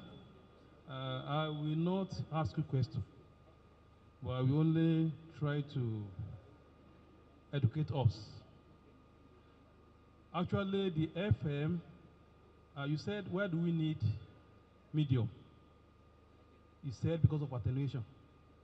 Actually, it's not the medium that we need to address attenuation, but the modulation techniques, which is FM, that is actually needed to address attenuation in the medium. Then you said the FM transmission system has not been built in Nigeria before, and that's what motivates you to implement this project. I want to believe that is not correct. Anyway, I don't know the relativity of that. You just said to the best of your knowledge, because even right from when I was in the school, I had mates that their project is FM transmitter. So what we want to hear from you is that what is the uniqueness, the contribution of your own circuit diagrams? And we expect more of circuit diagram discussion, because you spend only just maybe 1 minute and then or 2 minutes, then you skip. Because that's the main thing you want to show us. And you should be able to tell us the existing circuit diagram and the one you modified, and show us the area where you are modifying and what actually you proposed to enhance the performance of your transmission systems. So thank you.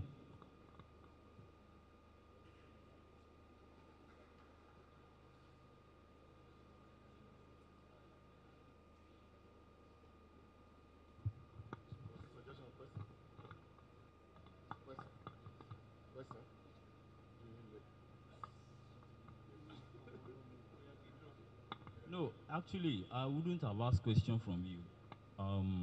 I feel that you are very sound. And the way you are presenting, I feel that you have to provide some information, because you said that they used to possibly export some materials. I'm not an electrical engineering person. Is that okay? Import. So I want to see, as in, how have you been able to actually, the innovation, as in you said it's not available, because you even mentioned the price, like 10 million, I was hearing that value. So I want to see, are you saying there is nobody that have done this kind of, that transmitter you're talking about, as in to start it from the beginning to the end? You did it from the beginning to the end. Because that's what I think it's all about. So if you say that, some of us can Google it and check, maybe it's true. Because the way you present to me, in fact, I actually like your presentation. And I want to see that explanation. Thank you. All right, thank you, sir. I was opportune to, where I'm getting those facts from is that I've been opportune to work in a media house for about 6 years now. After my ND, I was able to go to media firm employed as an engineer. So most of those parts are being ordered when you check the circuit diagram, when you see IC name H22, H22 so number, the H means Aris number, of which if you go to normal market, you might not be able to find anything bearing H280 also. So it's actually preset. Though you can actually get the equivalent if you know the name. Some of those IC are all in Nigeria, but they will inscribe their name on it. Why? It's more or less like a marketing strategy, commercial strategy, so that you will always have to return to them. Any customer that pick up a transmitter might likely not come in the next 5 years, 10 years, just be repairing here. So in a way for you to be able to return back to the company, manufacturer, so they actually didn't inscribe the real value of that IC that you want to replace. They only place H, so when you are tracing the circuit diagram, you are able to trace to the point that this is the fault. According to the circuit diagram, okay, the signal gets to here, this is the command, this one I have to send a command to this. So when you see the IC, but to replace the IC, you have a counter challenge here because the value of the IC is not well spelled out. The name on it is not the real name you can get in normal conventional market, except you have to contact them, mail them, and they will reply you after maybe like 4 days, 1 week. Then you have to pay for shipping outside the country down here. So if we are making it here, since this project is achievable, if you have a company manufacturing it here, then we can even the cost of getting those components, we can always walk up to any of this. If it's in as much as still within Nigeria, we can always walk up to them. Mr. Presenter, thank you. A round of applause for him. He has actually done his bit.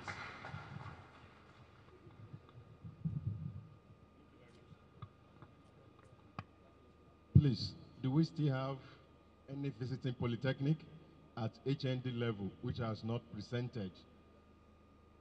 HND from visiting Polytechnic that has not presented before we move to home Polytechnics.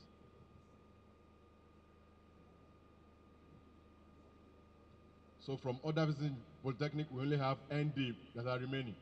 Is that correct? All right. Let's conclude with HND from Federal Polytechnic, Ede.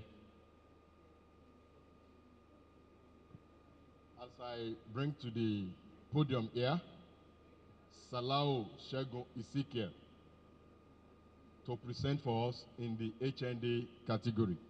Also, this brief announcement, if you are for ND presentation and if you want to put your name down, please you can approach my table here and put your name down. If you are for ND, whether from visiting or the host Polytechnic, come and put your name down.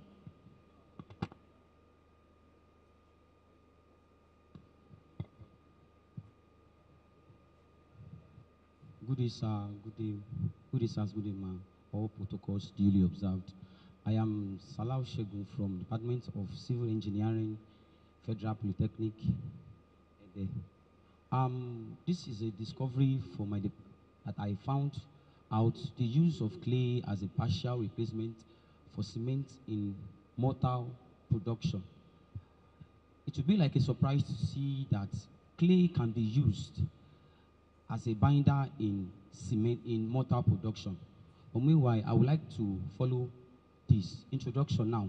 Going to the introduction, it is known that we have, as man, we have 3 basic needs. The first is food, second is clothing, and the third is shelter. And no man would desire to be well clothed and well fed, but not have a shelter whereby he goes to work and come back to rest. Talking about shelter is where we talk about houses and the place of rest. And no house is done or no building construction is done without the need for concrete and mortar production. In a layman term, mortar is a building material used to join two layers of block and usually for finishes. So in this case now, we're talking about mortar. Mortar consists of basically 2 components, the filler and the binder. I would like to make it simple. The filler just simplifies the sand, usually used as the plastering sand. And the binder is the material that adds cohesive property to the mortar. Talking about the binder, our major and important material here is cement. Now, it is known that cement is produced all over the world, even in Nigeria. We found out about Dangote and many other cement production. But it is like a sideline effect such that the effect of cement production has grown to be more dangerous to the atmosphere, that is the globe, and to Nigeria's economy. Now, next slide, please. In cement production, it is found out that this kind of gases are emitted to the atmosphere. This kind of dangerous gases are emitted to the atmosphere during cement production.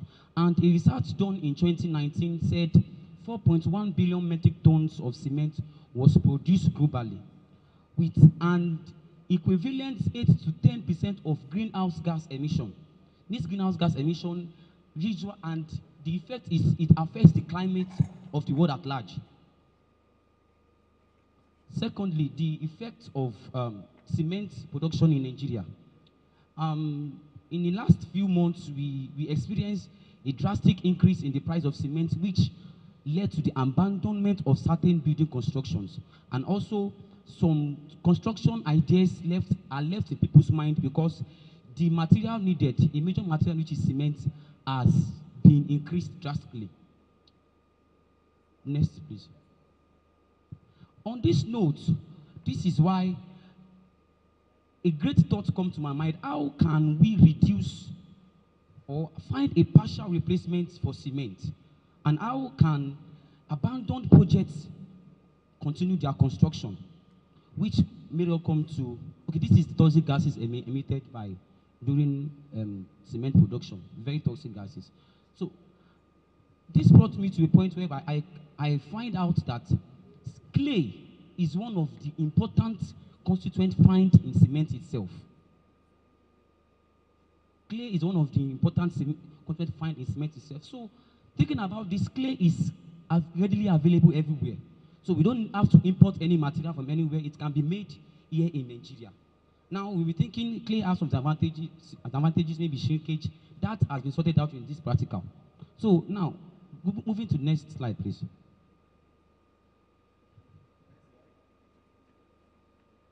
Now, why use clay? Clay has a cohesive property. It can bind two materials together. Secondly, clay has an adhesive property. It can glue itself. Thirdly, clay has high thermal resistance. Unlike concrete, when burnt, the strength reduces. But clay, we know, when clay is burnt, the strength increases. It's like a booster. Now, durability. I find out in Egypt that a olden structure named the Great Pyramid of Giza in Egypt, which is a tourist center, the binding material used for that structure, that old structure, is clay, pure clay. Also, in old structures like Mohenjo-daro in Pakistan and Roman villas, clay were used. I mean, structures found in 2000 BC ago. And meanwhile, this Great Pyramid of Giza is still available and still available for a storage center. So the durability of clay cannot be outlined. The last one is sustainability, found everywhere in nature and everything. Now, I said before, next one. Apart from limestone and lime itself, clay is the major constituent in production of cement. Also, it is found out one of the major materials in construction. Yes, I said that already. Now, how do we prepare such clay for building constructions, seeing that mortar is important for the production of shelter? Now, the production processes include the material used. We got a clay sample gotten from Omiado, which can be found anywhere because clay is readily available. We use cement, water, and finer grade plastering sand for this practical. Now, the preparation. Clay was gathered. Clay was a dry, which is made available for air to come in. The third one is clay was pulverized into smaller particles, and the clay was grinded. Now, the last one, which is burning. This burning is done to remove the shrinkage properties of clay.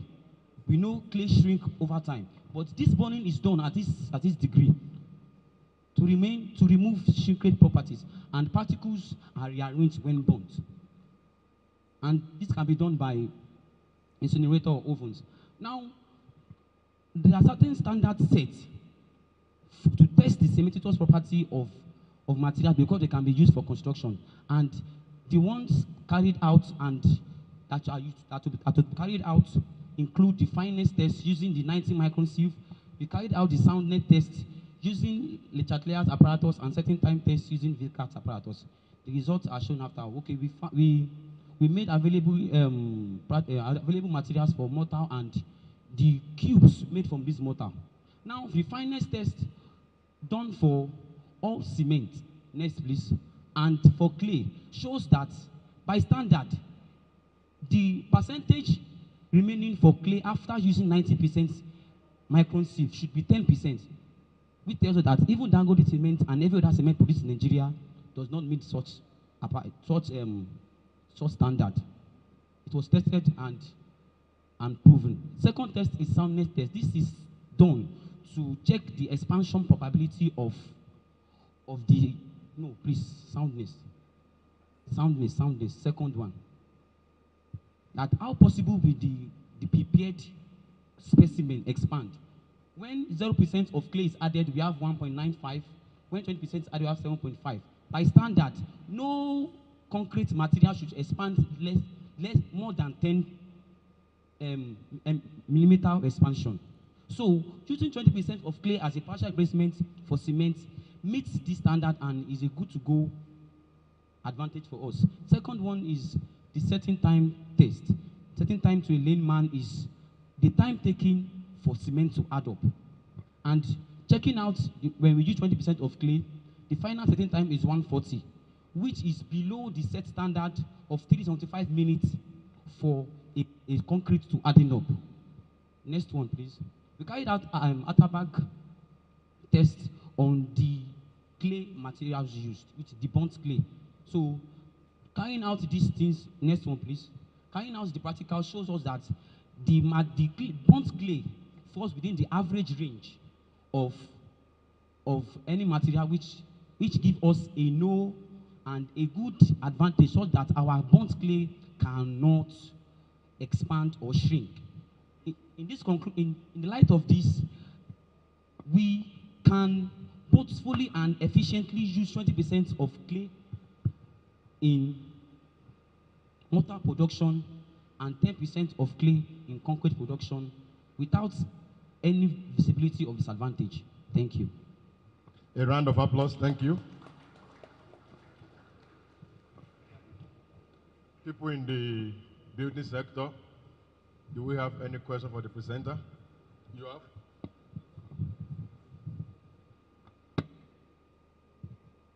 Yeah. Sorry for, I will ask this question. All of us, we are learning. Actually, we have different types of clay family that I know, especially in mineralogy, in geology area. So if you say clay, we have a light, multimorillonite clay, and some other types of clay. I've forgotten the third one. So there is a type of clay that they even use as drilling mud, even during drilling of oil and gas wells. So I want to know, if you mention clay, that means you have generalized it. Because we have multimorillonite clay that is used for some applications. We have a light. So are we saying general clays in this regard? And secondly, one of the principal components of cement, general cement, is calcium silicate. And another component that is very important, the normal cement, is SiO2. Now, all these factors, all these parameters that are associated with general cement, which makes it to have all those bonding, this thing, do we have it as in it's synonymous with general clay that will make it to have that binding characteristic? And secondly, sorry sir, you mentioned a certain time for clay. You said it's about 176 against 330 for general cement. So if that was set as at that time, is it not going to crack? Well, these are the things that is possible. Thank you. Okay. From the third question, he said, now, the set standard is that a concrete should set within the time of at least 375 minutes. But using clay here, our clay sets at the maximum of 140 minutes. which is less than the set standard. So now the implication is that using 100% of clay, using 100% of Dangote cement clay, shown in the report, it sets around 90 to 120 minutes. So using clay gives us an advantage of setting, which means we don't have any issue with that for this third question. And second question, for a binding material to be able to bind components together, the mentioned constituents you talked about was applicable. So in clay too, we are able to find them too. And to the first question, can you recap the first question? General type of clay, or you have now, a specific one? The type of clay to be used will depend on the shrinkage properties, because usually the shrinkage property of the clay to be used should be determined, which is done can be done by everyone by using the limit liquid test and plastic test. So that shrinkage property will determine the level at which the clay will be burnt. That is just the answer to that. Please help me, give me a round of applause for the confidence. Thank you. You can take your seat. Now we have another presenter in Adeyeye Peter, HND. No, you don't need to bring it here. We will test later.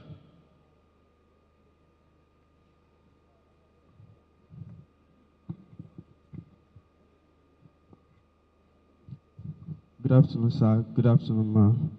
My name is Adeyeye Peter from the Department of Computer Engineering, Federal Polytechnic, Ede. I'm here to prefer you to the solar tracking system, dual axis solar tracking system. So, this project is a very based on power supply project. People have been making a unique project here, designing some kind of project, but they need power supply to operate each of their projects. So we come across some projects that are using power supply solar system to power them up. So we come with a new idea of a solar tracking system that can focus the solar panel on the ray of the light throughout the day, by which the overview of the project is the solar tracking system is an innovation technology designed to optimize the efficiency of the solar panel. We see that the pulse-wide modulation solar system charge controller is being used to charge the battery from the solar, but this type of project does not have the accurate power tracking from the sun. That is why we are coming up with another technology. And in the world of technology, we see some solar charge controller also, which is called the MTT charge controller, which is used to enhance more efficiency of energy from the sun. But this kind of project does not track the day sunlight of the power supply. So that is why we come across with this project. So now let's move on to the next slide. The next slide. So the benefit of this solar tracking system is to enhance our voltage from the sun. Let's say, for example, the sun come in the north part, and before the day end, we see the sun going to another pattern of the world. So the solar can itself move in dual axis to focus on the direction of the sun before the sun goes down. So which means when we have these kind of challenges in installing solar panel, that when we notice the direction of the sun at 1 o'clock, we can't find the sun there anymore. When we go there around 4 o'clock, the direction of the sun will move from that direction to another direction. So we designed this system to move towards the direction of the sun every interval of time. That is, at the particular time, let's say by 2 o'clock, the direction of the sun is here. The solar panel can focus on on the direction of the sun. Now, I have the block diagram. This is the block diagram of the operation of this system. We use the LDR, which is the light dependent resistor, to track the sun, by which this LDR operates by the light of sun emitted on this component. It will now measure, it will now release some voltage, and it will measure the high voltage from this side, the north side, the south side, and the fourth central side of the world, and measure the high voltage, and then turn the direction of the solar panel towards the direction of the high voltage. That is the technology we use to track the maximum power point from the sun using this LDR.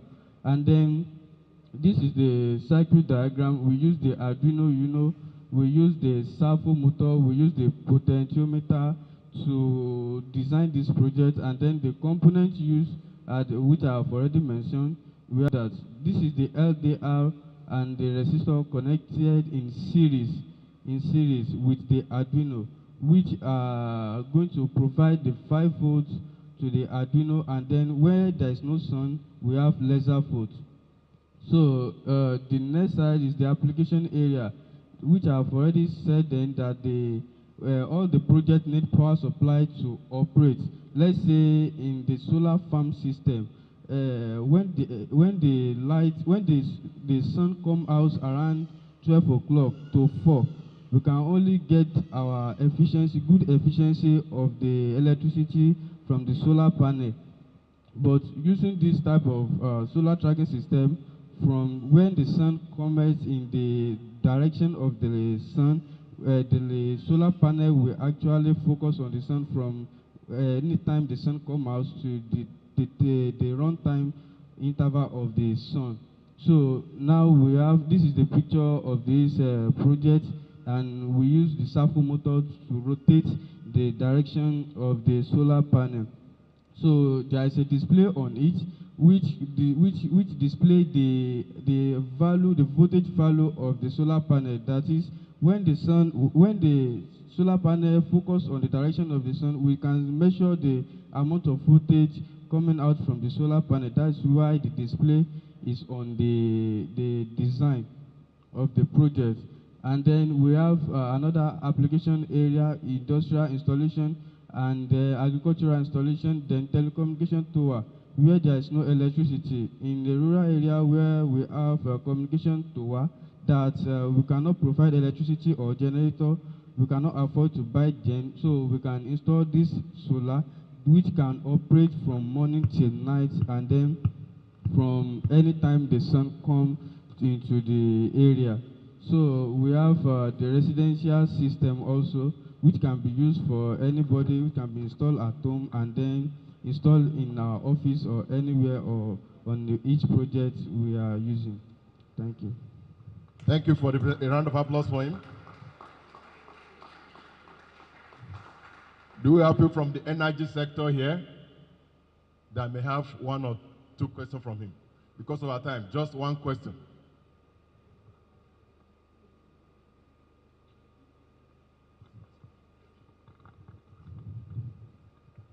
Thank you very much, sir. I think your idea is a welcome idea because I'm also a solar installer.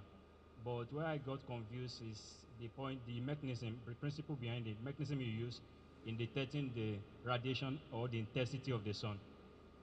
Because what I know about LDR, maybe I will have to do more research on it, is that light-dependent resistor. So if it sends light, I don't think, is it sensing intensity of the sun or just light? Because when the sun is moving to the other side, there is still light here. So I just want to understand, maybe you can explicitly shed light to that. Thank you. When we have the maximum sun coming from any corner, the intensity of the lightning from the sun is more higher than the other side. So when we have the higher light from the sun, like just when we on the bulb, from the direction of the bulb, we have more light compared to this direction. So measuring the light or from the sun, we have more light on this LDR, and this LDR is a light-dependent resistor which can only start conducting when we introduce light. And when we introduce more light, it conducts more, and we have various voltage. And that voltage is what the microcontroller will calculate and compare with the other LDR, and then focus the direction of the solar panel to be able to receive the direction of the sun. Thank you.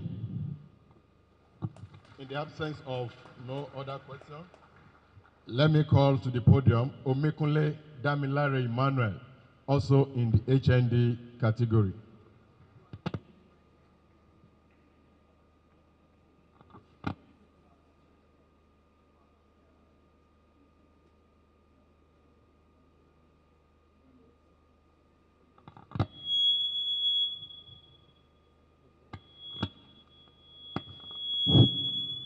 Good afternoon, everyone.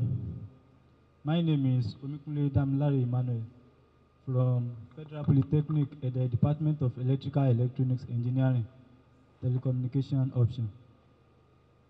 I'm here to present to you my project titled Construction of Android-based Robot System with 6 degrees of freedom. Now, what's a robot?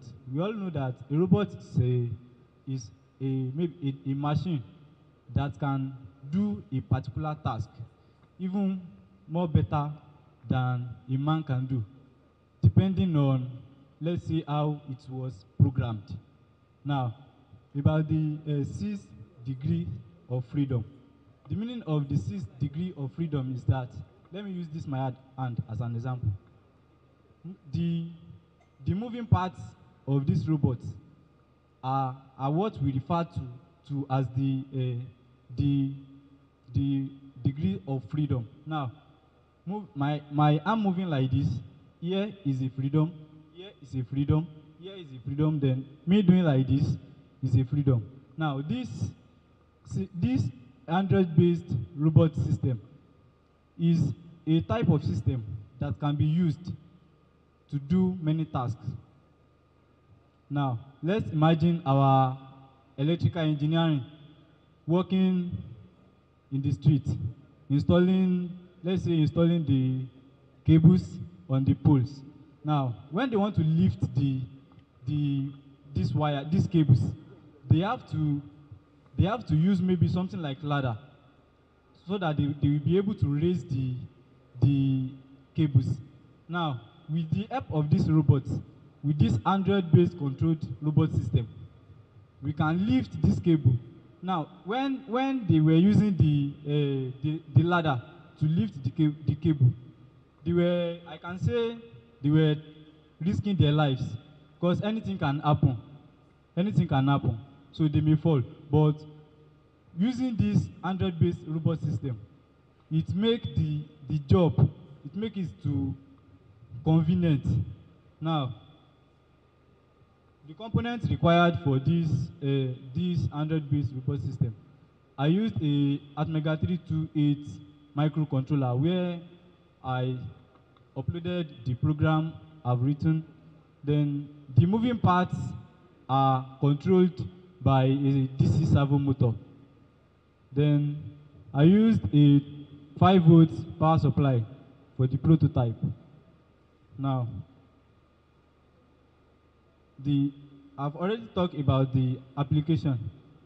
Now, the advantages of this robot system, we can use it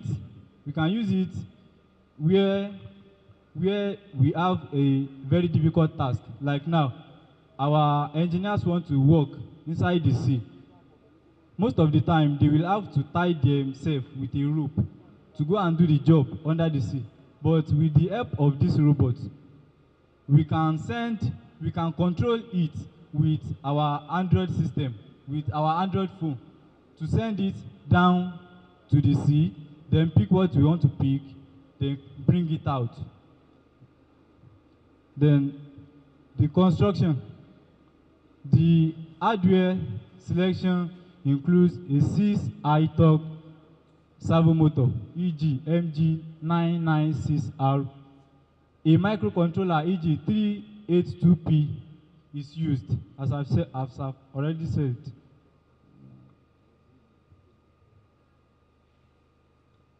Then the cost estimation. Now I'm talking about our engineers using ladder to lift these cables.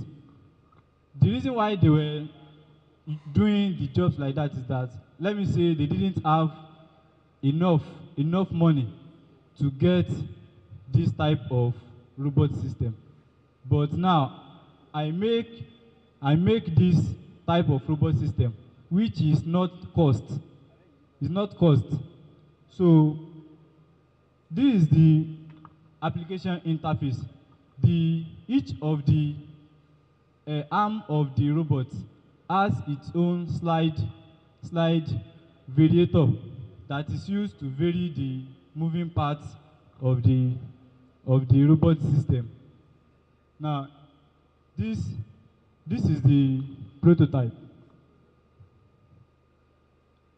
So, in conclusion, this robot system can be used to perform many tasks. Even nowadays in our companies, like, let me say, electronic, where in a company where they construct electronic, where they produce electronics, they didn't use hands to do most of the jobs again. This kind of robot system, it can be programmed in the sense that you can install, as in you can write your code. You can write your program that it will do this particular task at this particular time. So it will do everything perfectly without anything mistake. Thank you.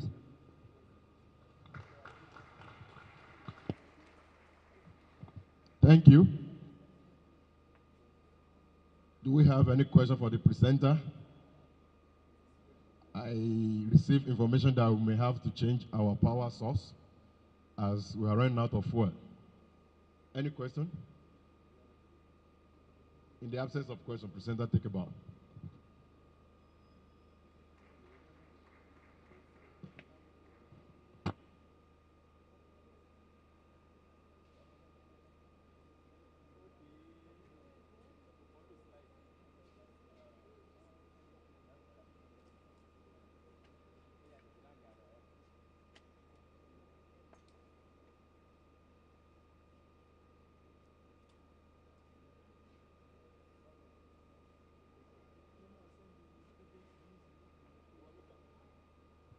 Jagede, have you submitted your slide?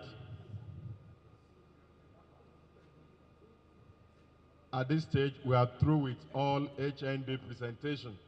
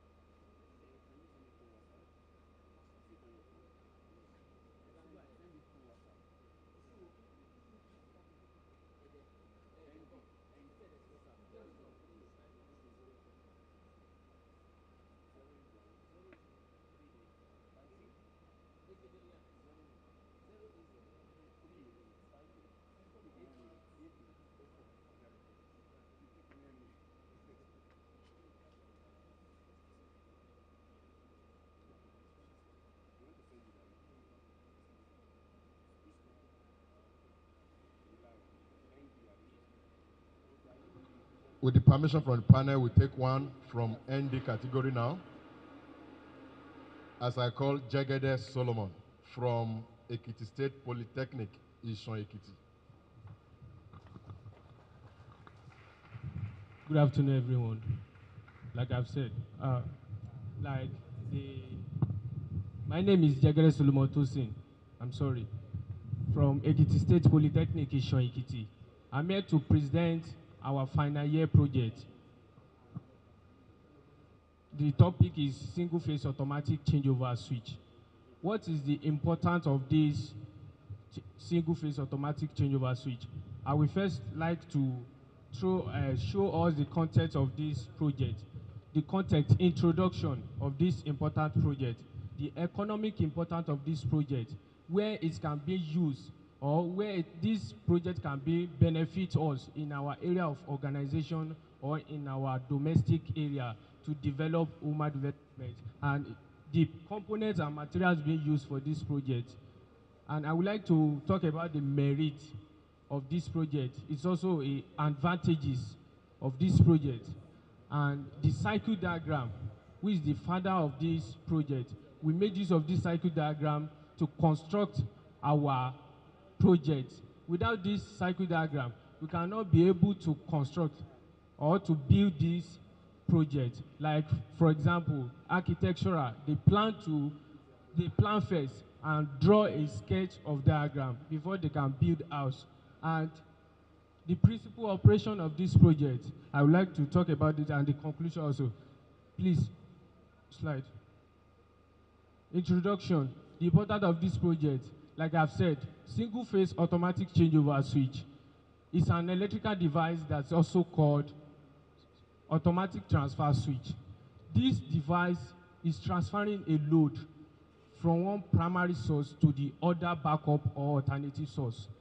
In case it is occur in any power failure or power losses from any of these two sources, it will automatically detect the power losses from that power failure losses and convert the load from that power losses failure to the other alternative or generator source. Like, for example, we experience it when the power is being off here, and this brother, they go to the generator source to on it back. But when it is this project, there will be no generator source to switch the load between two power supply. We make use of the contactor. I would like to talk or say something without wasting our time on this contactor. This contactor is widely used in a switching circuit on and off, like our isolator that we on and off. So this forms some categories of electromagnetic switch known as relay. Like I've said, these two components, they widely used for this project. Please take it to the previous slide. This relay is also an electrical device that uses electromagnetic coil to open and close a set of contacts. And we made use of materials, indicator light, that indicate us there is power supply from one source and the load. There is indicator light stand for low, and the indicator light that also represents the alternative source known as generator. When this indicator light come on, that is, we have received power supply from any of the two sources. And the cables that we used, I would like to jump to the merit of an automatic changeover switch. Uninterrupted power supply. This device is it produces, like I've said, it makes us rely on continuous power supply. There is no interruption of power failure at all. Like I've said, when power failures occur during the time that power off. So if we make use of this alternative an automatic changeover switch, there will be no power failure in such circuits. It will produce continuous power supply and reduce downtime. It does not waste time at all. We cannot even notice that there is power failure. Immediately it detects there is power failure in such circuits or from any source of the supply. Maybe it's utility or the alternative source known as generator. It will automatically switch the load from that failure source to the alternative source. That is, it does not, it reduces downtime. It works seamlessly without wasting time. It improves safety. This device improves safety. Like in engineering field, safety is the first. One thing we have to do, please take it back to the previous slide. Like in engineering field, safety is first. And I would like to use this and it's working conveniently. There is no interruption for this automatic changeover switch not to work perfectly. So, we make use of this circuit diagram, which we interpret to construct our project. This circuit diagram, as you can see, the power supply from grid power supply is supplying single phase alternating current, live and neutral, connected to the contactor 1. When it's being connected to the contactor 1, from there, the L1 and L2. The L1 stands for the live cable, and the neutral is L2. It's been connected to the relay without wasting some of our time. So, next slide, please. And the major principle of this operation, step 1, when the utility power is on, like when our power source, NEPA source, I will use NEPA source so we can understand very well. When NEPA source gave us electricity, it's been supplying electricity, it's on. The alternative source, which known as generator, we off. And step 2, when the utility power supply, known as NEPA, is off, the generator source we on, vice versa. And next step, please.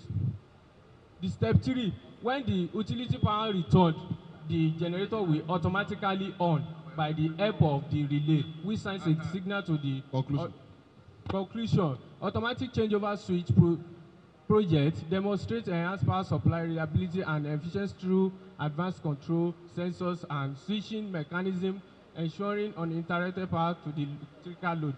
So I would like to show us when it's being tested. See, this project, as you can see, next. As you can see, this is the project, single phase automatic changeover switch. You can see the left indicator light that's common when it's being turned on. It's being supplied with any of the two sources. From any of the two sources, it's connected to the load immediately without without occurring or ensuring interrupted power failure.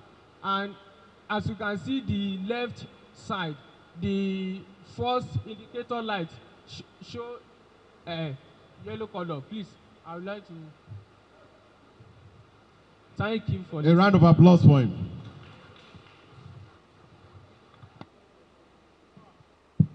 Please, there won't be question for ND category.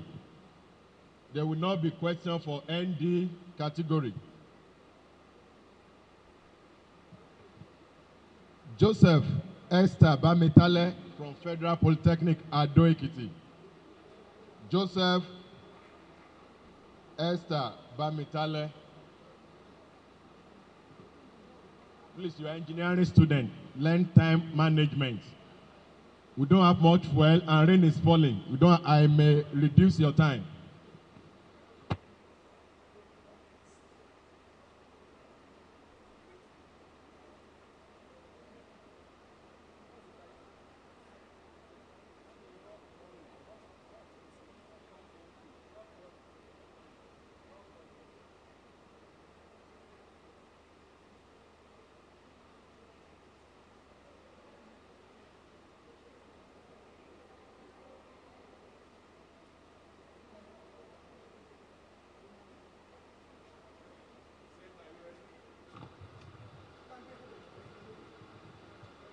Good afternoon, everybody.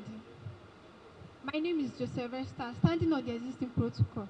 I'm going to present the defense, which says design and fabrication of a workshop-size coring machine from Department of Mineral and Petroleum Resources, Federal Poly, Ado. The outline. This is our outline. It contains the abstract, introduction, background of the study, statement of the problem, the aims and specific subject. Next, please. Next, please. Now, the abstract. The abstract contains coring machine, the machine is specifically for laboratory use for scoring. It is used in cutting hard material, such as rock and concrete, in a coring machine to form a cylindrical shape, in order to carry out the test on the rock, to be able to get the mineral in the coring rocks. So, The fabricating the machine involved the speed, the duration for long-term use, versatility for it to adapt to different material. Next, please. Now, a coring machine. A coring machine is a laboratory use only that can be used to cut hard material such as rock and concrete. And the benefit of this machine is that it helps us to get a coring sample exactly from a large masses of rock. And the parameters considered in the design and fabrication of these rocks are the speed, the drilling bits, the duration of the machine for a long time use, and this machine also integrates the component build-up of electric motor of 2 horsepower, a worm gear, a coil bit, and a hose of closed metals of 2 feet, through which a fluid flows through the medium. Previous research has been done on this drilling is the only hold for a directly obtaining the physical and data on the Earth, which is referred to in 2009. The fabrication methods involved in achieving this machine involve the cutting, the welding, the stamping, and the assembly. Now, so we discovered that most of the research and tertiary institutions require an affordable and a better performing coring machine, which they cannot afford due to the expensive of the machine and a very high cost of maintaining. Next. Now, the aim of our project is to set out to fabrication of a coring machine for a coring operation of a rock mass. Next. Now, so the justification of this project. Is since we discovered that since many tertiary institutions, they cannot afford to get this machine due to the expensive purchase of the cost and a greater complexity of maintaining. For you to maintain this machine, it has a very high rate of maintenance, and there's this heat that liberates from the coal barrel. So due to this, tertiary institutions and research cannot afford this. This was what motivated us to fabricate this machine, in the sense that we were able to fabricate it through using few materials, and it's not too expensive. We conquered the heat through the means of passing fluid through the holes of 2 metals. Now, the material used, we make use of electrodes and a grinding stone, grease and a water seal, washers and thick pits, angle bar and a mill steel pipe. Then the internal rows. Next. These are the components of the machine. We can see the plates. We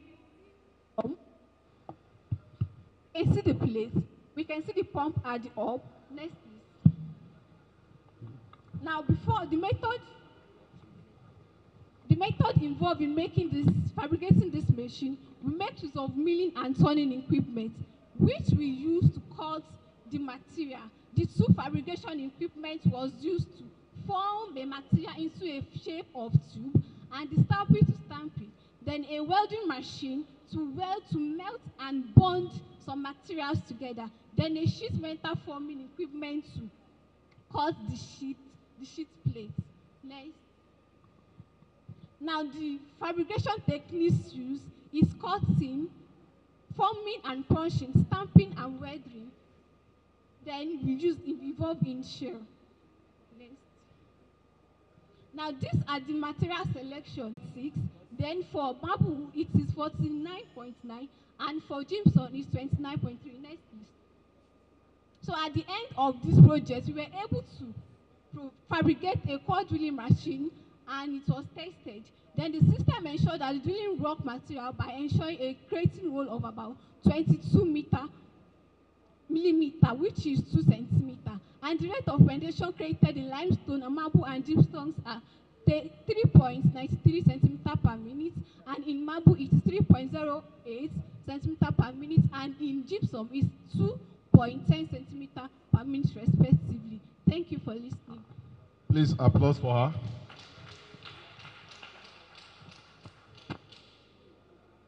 On deco. Please, we've agreed not to take questions from ND category.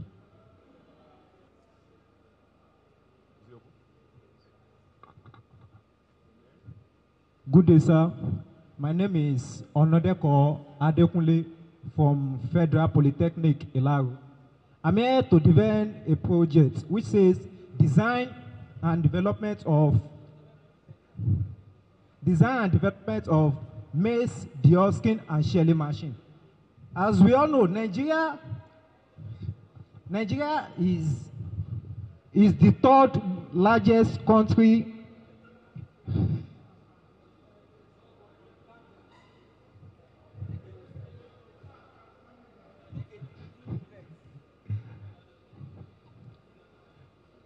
Let me start with the introduction.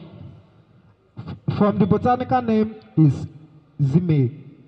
And this machine that I'm here to present, from the olden days, during our old forefathers, they used to practice what is called manual method, but whereby they make use of hands. So after they have harvested the maize from their farm, then the next step is they make use of hands to remove the cobs, and shelling of the maize too, they make use of hand. And with this, our machine, this have been cured because this our machine project and motivation and goal. We have next,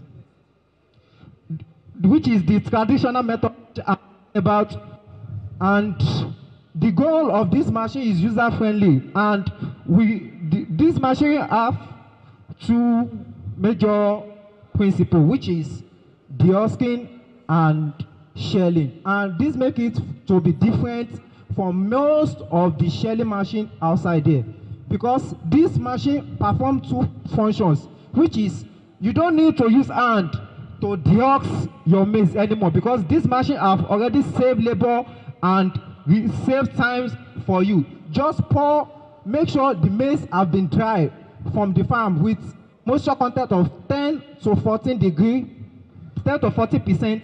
Then we have the challenges and in maize dehusking and shelling, which is the operation. And this machine, just a peasant farmer can purchase it because the price cost is within 400,000 naira, and so the cost is reduced. We have reduced the cost in this type of machine. And another one, these challenges that most of the farmer faced is low efficiency, because when we are making use of hands to shell our maize, the efficiency can be high, like how the machine will shell it. And after that, developing a maize dehusking and shelling machine is significant for several reasons. This machine is significant. The main importance of this machine is to increase productivity. And how are we going to increase this productivity? Okay, this is it. When you have like acres of land, and with this type of machine, this machine can make a farmer to purchase more land and even venture more into agriculture, and it will reduce labor costs and health benefit. That health benefit is the fingers that our forefathers, the manual method that we use to be shelling the maize. But with this machine, that can be solved. And how can this machine related to a sustainable development goal, which is established by the United Nations, and which their aim is to achieve a better and more sustainable future for all and plants. And this machine solves 5 goals in SDGs, which are goal 1, goal 2, goal 8, goal 9, and goal 12, which is goal 1, which is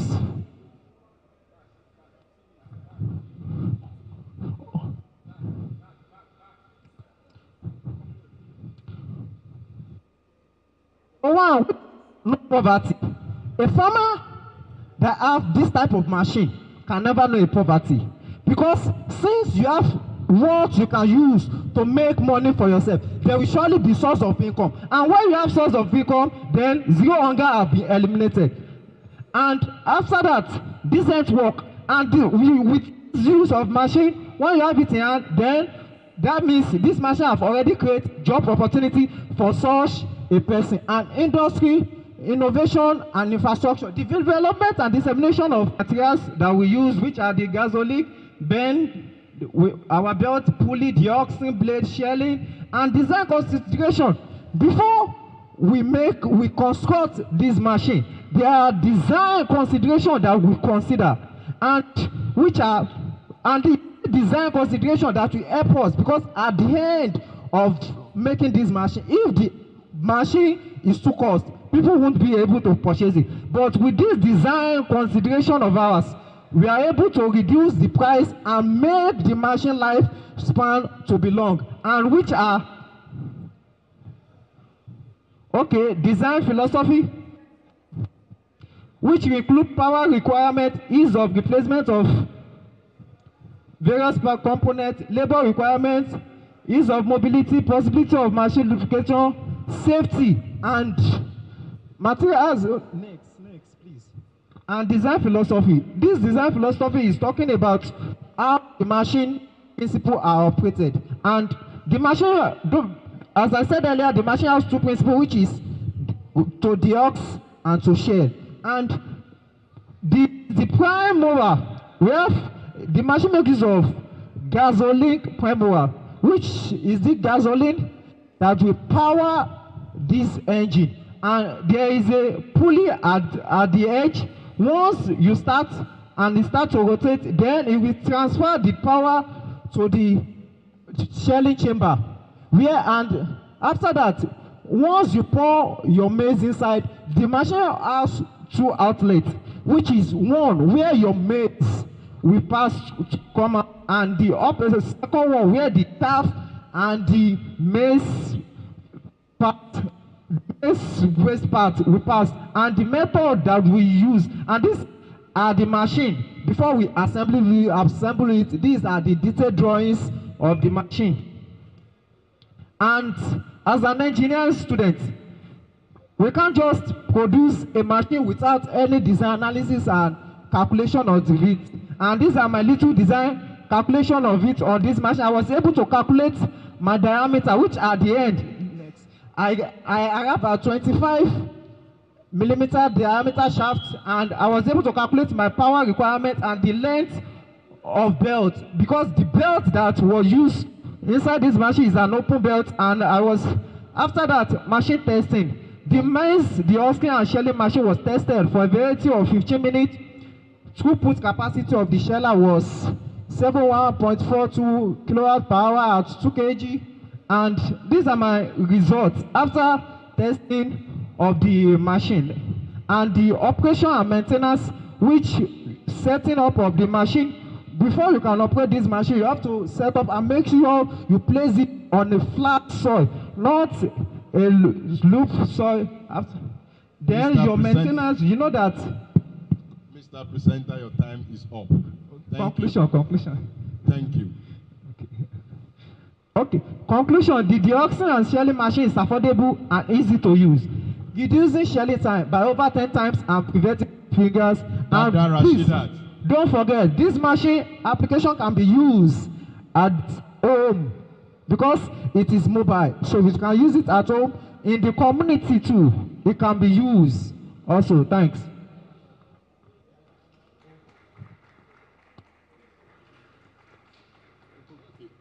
Thank you.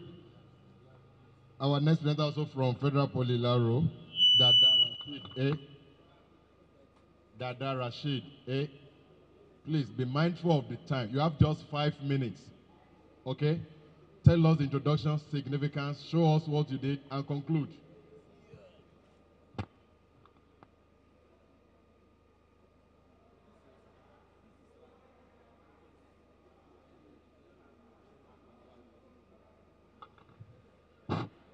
Good day, sir. Good day, ma'am. My name is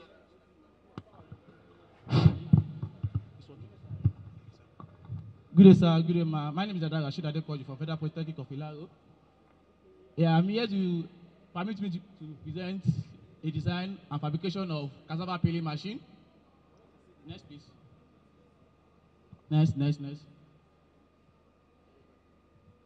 cassava, the botanical name of cassava is Manius esculentae case. It's a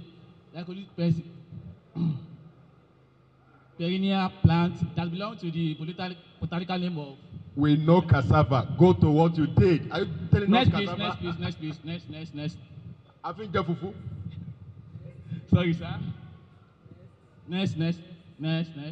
Yeah, the working principle of cassava peeling machine is abrasion.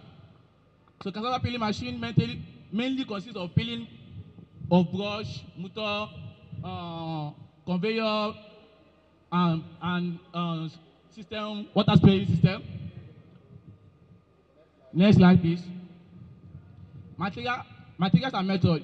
In fabrication of cassava machine, design based on the facility study was carried out on the following consideration and material for construction and machine, where choosing based on their affordability, properties, machinability, and economic consideration.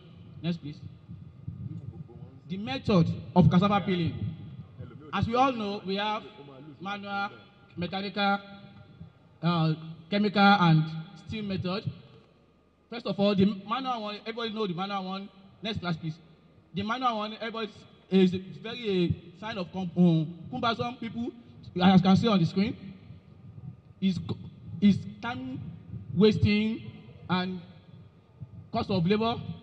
The chemical is often adopted in industry where the crops as the first layers of the crops is very light because of cassava is the layer is very thick and the chemical is very poisonous, dangerous to the health. And the steam and mechanical method, the steam is used maybe in like concentrating much steam on cassava, but it can be done or cooked. Next slide, please. Next. So these are the components of the cassava peeling machine. We have the frame, spraying system. Next, please. Next slide, please. This is the design and drawing. Next slide, please. This is the shaft design. As you all see, the torque, everything. Next, please. The conclusion.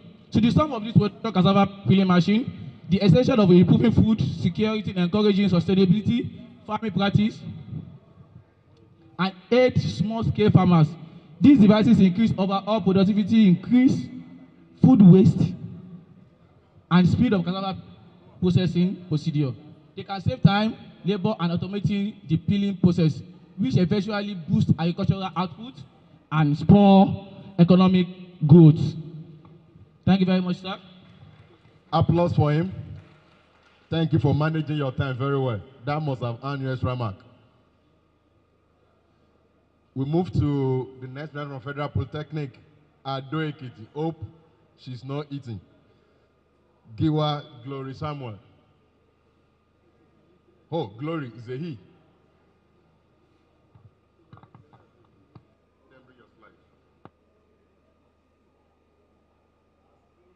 Same thing.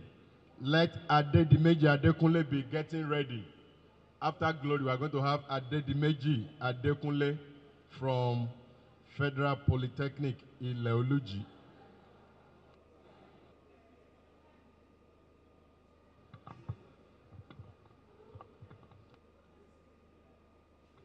Good afternoon, sir. Good afternoon, ma'am. My name is Giwa Glory from Federal Poly, Ado Ekiti. I'm here to present a project which the title said, Development of Digital Logic Trainer for Laboratory Application. Presentation layout. We have the abstract. Okay. The digital trainer is self-contained set of an electronic circuits that can be interlinked by the student to create working circuits. These digital electronic circuits can be interconnected by the students to create and working cycles.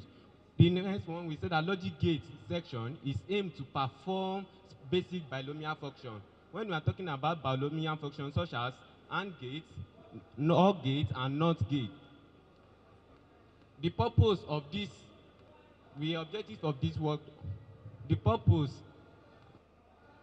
the objective of this work to develop a digital logic trainer for laboratory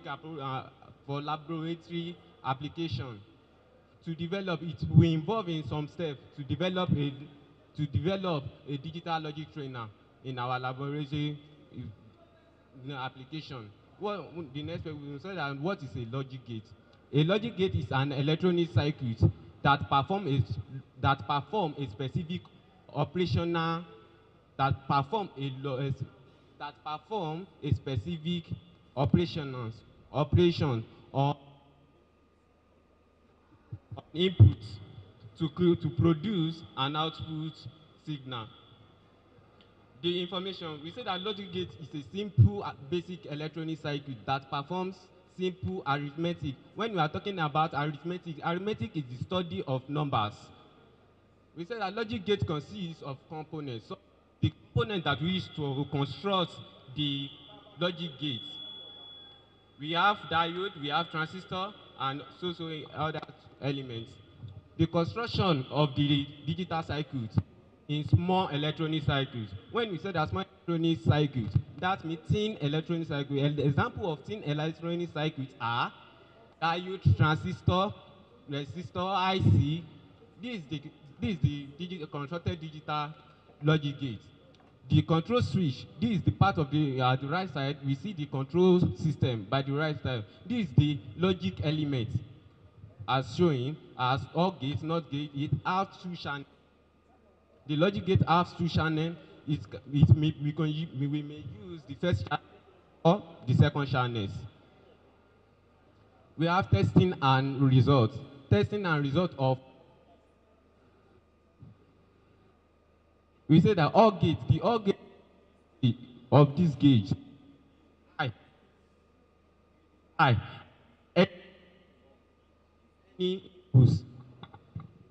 if any input, first input or second input are I. In this OR gate, we have two inputs. We have two inputs or more inputs, but we can use two inputs to connect to. It will give us our result. This is the truth table. We see that is our truth table. This AND gate is provide an output of 1. Only if all inputs are 1. Only if all inputs are 1. If the first one is as the last one there, we have 1, 1, 1. The meaning of this one is I. When the results give us out, our input is I. The output will simply give us I. That means 1. Let us move to the OR gate. OR gate, we say that NOT gate is the type of gate that have only one input and one output. In this OR gate, we have only one input and one output. The difference between OR gate and NOT gate, we said that the effectiveness of the trainer was demonstrated by the output of practical exercise. This trainer was performance of this trainer was demonstrated by the practical exercise. This one is used for the practical exercise. We said that conclusion, OR gate the output of the OR gate is I. If any input is I and the output is low, if all inputs are low. This simply means we have already talked about it before that OR gates have two inputs that have two inputs. If one of it is if one of the input is on, the output will give us on. Next one, we said our recommendation. I would like to recommend this logic gate trainer to the institutions for teaching and learning, for teaching for the lecturer for our digital electronic circuits of digital electronics courses. I would likely to recognize this trainer, this logic gate trainer, to us for more understanding for the students in all the institutions for their digital electronics courses. Thanks. Applause for him. Thank you for managing our time very well.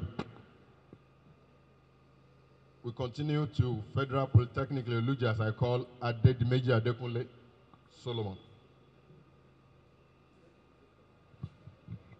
5 minutes. Good day, my esteemed judges, all lecturers and dignitaries available here. I am here to present the construction of logic trainer board, and we are talking about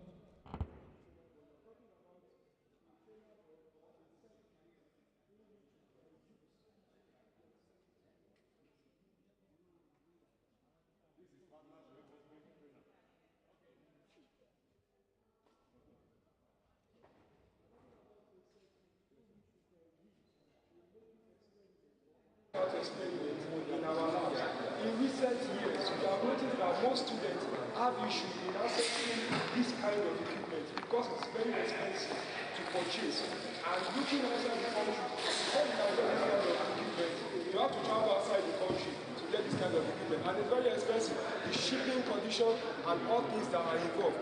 And now we have looked at it that when we come up with a locally made trainer, we can easily give the students the ability to access this kind of equipment and also be able to carry out experiments on logic gates and explaining how logic gates functions and how they are come about, not just an abstract knowledge of it, because now students don't have the ability to teach logically like before. They just think, okay, once it is this, it is this. And now this logic gate is giving us the chance to be able to see the result of whatever they are thinking logically, especially what is programmed to the logic gate. And we have the different types of gates. We have the AND gate, we have the OR gate, we have the NOT gate. And we're going to be talking exclusively on those three ones. And when we're talking about the NOT gate is just like telling us that NOT, that means no. And when I say no, that means if an input is 1, then the output should be 0 because it is no to that 1. And if you have your input to be 0, that means your output will be 1.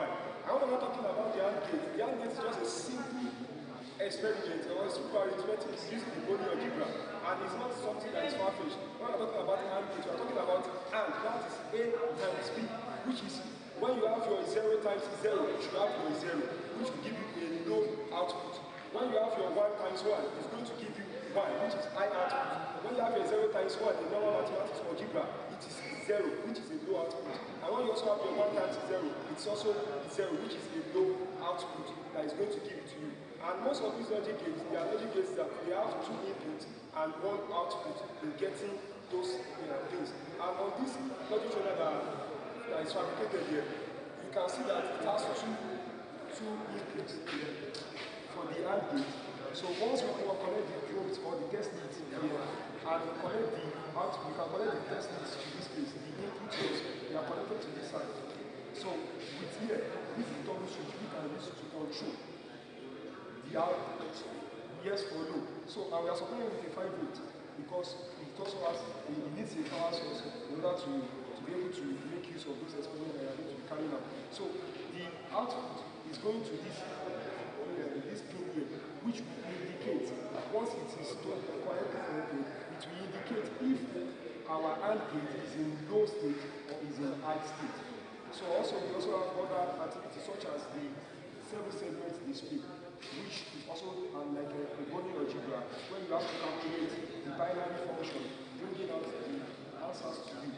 It ranges from 0 to 9 for a 7-segment, and it's also following that body algebra, whereby you need to divide those numbers and connect your probes to the right source. And it gives you, while controlling it with your toggle switches, it gives you if your 0 should be 0, 0, 0, 0. So this stands for 0 on the normal, on the neutral ground.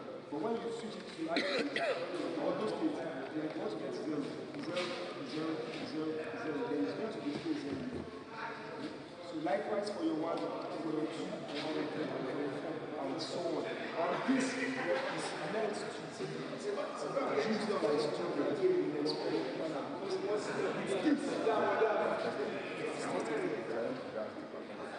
and the performance is okay, sir. Note that the AND gate, all the gates are working well. The buffer, the NAND gate, and the exclusive OR gate, and the exclusive OR gate, they are working perfectly and not with less knowledge.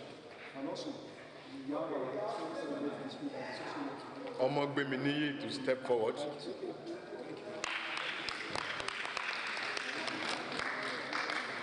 Omogbeminiyi. Do we have him around?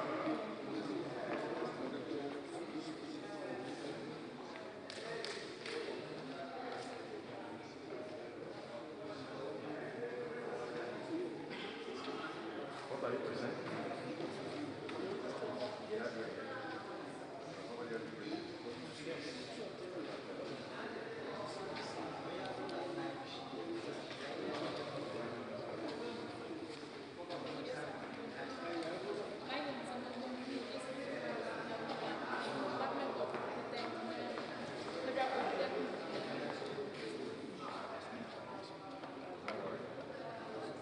I'm here to present a project titled Construction of Student Attendance Management System using fingerprints. The manual method of taking attendance in school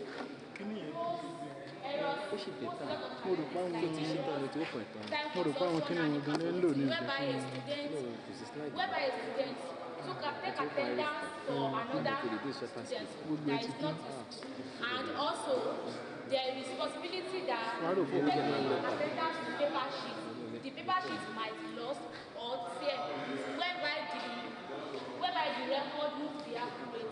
That's where I bring about this project, this fingerprint project, whereby you can take attendance with fingerprint. You enroll with fingerprint, with your own fingerprint, and you register once. Then you go for the first class. Then after the first class, you can go back to the first class after going to the second class. And also, this project, it helps you from the database, you'll be able to type that is present, the present and the absent, the percentage at which the student is present and at which the student is absent, the number of time class was held, and the time stamp, the time registered, and that's very important.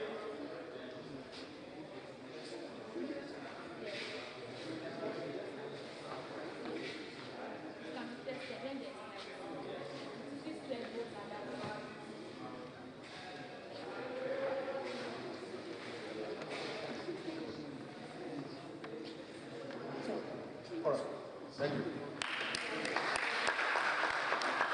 Do we still have any visiting polytechnic? ND from any visiting polytechnic? If there is none, we take our time to assess the host polytechnic. As I call Agboluaje Oluwa Mayowa. You can bring your addresses, you cannot project it. Agboluaje Oluwa Mayowa Adeniro. What's your project?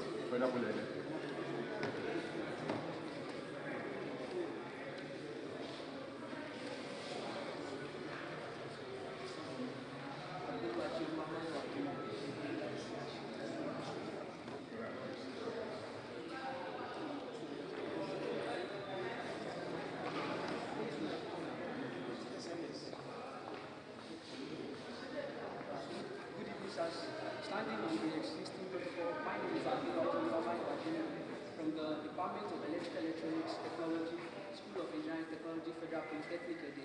I'm here to present construction of fingerprint-based electronic voting system with SMS. Electronic voting system, also shortened as e-voting system, is the use of fingerprint-based technology for authentication, voting, and allocation of results. This particular project has two sides. We have the fingerprint-based technology, and then we have the GSM technology inside this particular construction. The fingerprint is used for the authentication of voters, and then for the voting process. Then we have the GSM technology, which is used for sending results to the admin. That is, assuming we have an on the LCD, then we can have the results sent to the GSM into the admin number. This particular project is standalone project. That is, it doesn't have any other external attached to it. In the sense that it can register voters it can register parties, and it can register members, and then it can register the voters at the center, and then it can also use it for election. The problem that we are facing in this particular country that prompted this particular construction is basically for free and fair election. In my school, Federal Polytechnic, the last session election for the SUG, we make use of an app for voting system. You know, we make use of the school receipt and with their password for the particular person.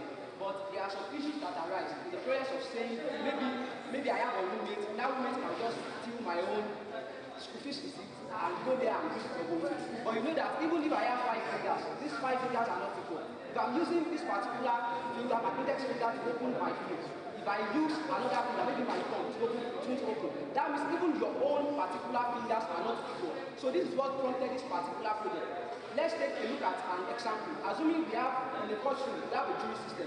I've watched a movie whereby this jury were asked to vote. After voting against the particular criminal, they have to go and kill that person. But with the use of this fingerprint voting system, the jury can make use of it while the vote is going on. So, number one is that they won't know the particular person to be anonymous. And then number two is that they cannot vote on behalf of that particular person because it is fingerprint based.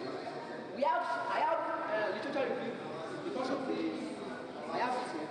There are some other people that have designed this thing, but right now this particular project is not on the market. It's just most of it are prototypes. Most of it are seen online. I went online for the shopping aspect. Most of it are prototypes. So this one is the particular. It can be used for students. And then another thing is that this particular project, most of the components, it's what we students are familiar about. Even the ND1, they're not talk of ND2 background. So I'm talking, one of it is the fingerprint module. We have the fingerprint module, we have the SMS module. We use SMS module for most of our projects these days. And then we have our PCM, and then we have our IC. It's together. We make use of our Atmega 8MP. Sorry, sir. You have 1 minute left. So, another thing is that the power supply of this particular is very easy.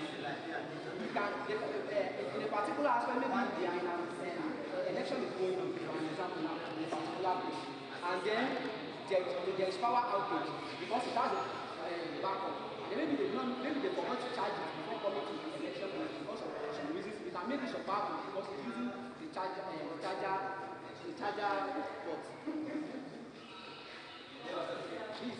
Make use of charger, you can make use of your power bank. So that's why I said it's basically on standalone. So yes, that's the battery that serves as the power. It has the memory card. That memory card is used for storing the fingerprint of every participant. Your time is up. Just conclude. You can delete it and start again, meaning that you can use it for, lecturers can use it for maybe referendum or anything, or particular voting. Students can also use it for their election. It can be used in different places. So this particular project, in conclusion, this particular project is cost effective. It's just about, if you have like 40,000, you can have this, because most of it, this particular package is used for all these small decorations, through which you can still move around it for those people that use. And then all these things are just the normal patches in which you can see around us. And then the FC. So it's very cost effective and it can be available for everybody. And then the students can also use it for practice because the particular process for accomplish this particular construction is not a long process. It's just a normal process that we can do in our laboratory. Thanks so much. Thank you. Please, we call on Yunus Abdurrahman Ayomide.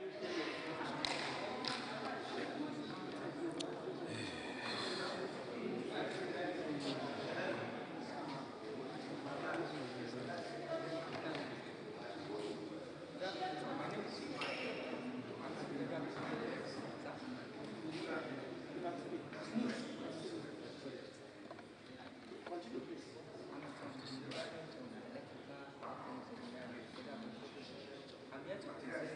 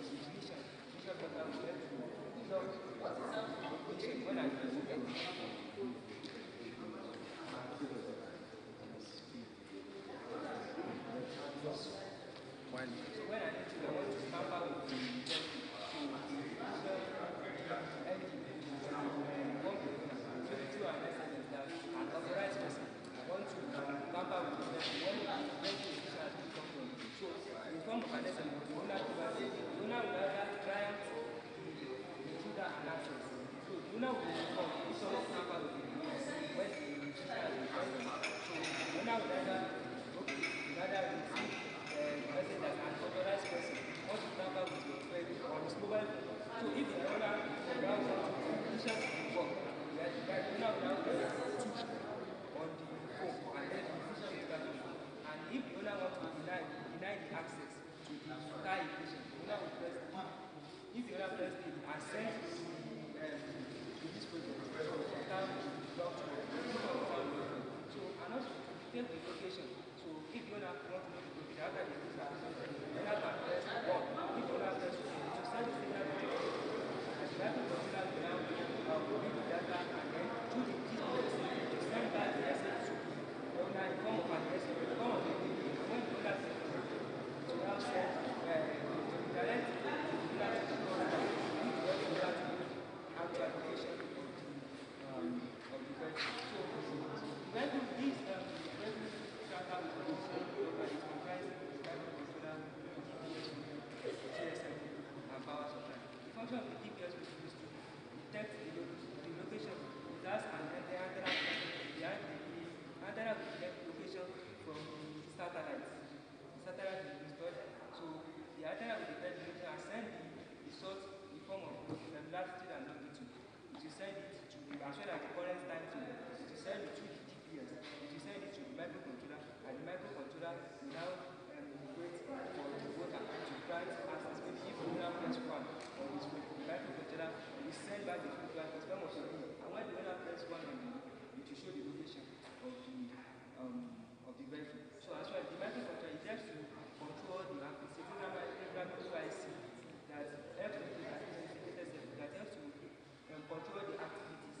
You have 1 minute left. That's very fast. The power supply, it helps to power on the circuit. And also, the benefit of this one is to ensure security of the vehicle. Number 2, it can be used in car assembly. Number 3, it ensures the owner to know the location of the vehicle from time to time. Number 4, it can also be used to monitor when an unauthorized person wants to know or wants to tamper with the vehicle. It will alert the owner that someone wants to tamper with it, thereby giving the player is giving the reliability and assurance of the vehicle's security. Well done. Okay, that was all. Please, a round of applause for him. So we call on Ajileye Umar Olaide. Please come and present your score. I think they didn't pull his score yet. Yes, sir.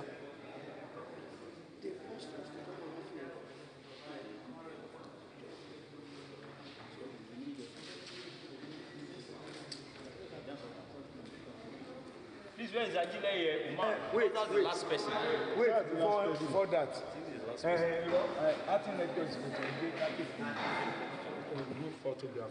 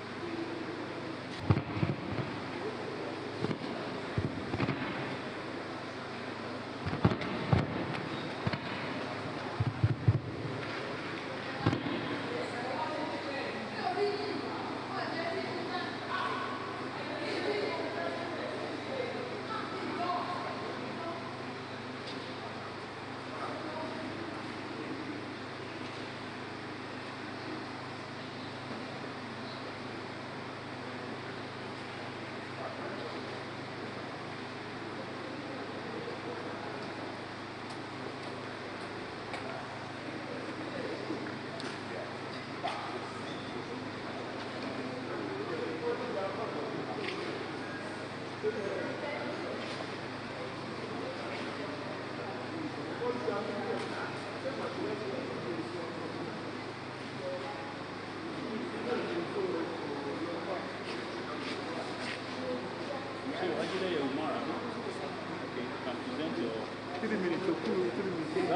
5 minutes on this. Your time starts now. My name is Akile from Federal Polytechnic, Department of Agricultural and Bioenvironmental Engineering Technology. I'm here to defend the project of fabrication of compact amamine. Fabrication of compact amamine. Going by introduction, amamine has been fabricated locally for size reduction, but most of them are designed for farm use. The reason for going into this application is that nowadays you see that majorly in Nigeria we dive into the rearing of livestock, and going into the rearing of livestock, we have to produce feed for our livestock animals. So producing a feed,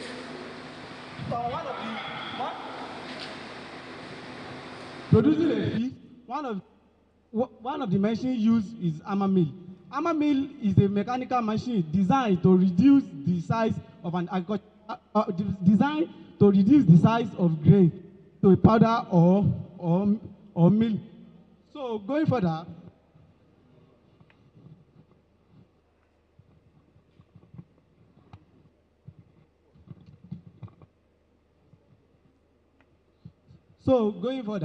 hammer mill, it has parts and their function. In the hammer mill, we have the upper. The upper represents the place where the feed is being placed into the machine. And after the feed is being placed into the machine, it undergoes. After the feed is being placed to the machine, inside the machine, it contains a rotation, a circular rotation. It's under a circular rotation, which comprises of the hammer. The hammer breaks down and reduces the size of the feed by the continuous beating it around the plate in a confined casing. So after this process, it undergoes another process of sieving. The type of sieve used will be determined by the size of the feed that is needed. If, for instance, if you want to produce a feed for a day-old live chicken, it cannot be, the diameter of the sieve that will be used cannot be compared to the one to be used for that are already grown chicken. So the size of the sieve is different. It ranges depending on the type of animal that want to be used for. So going further, there are different types of material that is used, that hammer mill can be used to reduce the sizes. We have the maize, the soya, the PVC, the GNC, and so on. Fibrous materials, vegetables, etc. So this project was fabricated in order to ease the production of livestock animal feed, because as we all see in this economy, it is not all the farmers that can afford to purchase the already produced hammer mill. So that's the reason why we go into fabricating this compact hammer mill, so that all the subsistence farmer can be able to can be afford to purchase the hammer mill and use it for their production, either for livestock feed or for farming or for other farming activities. Thanks.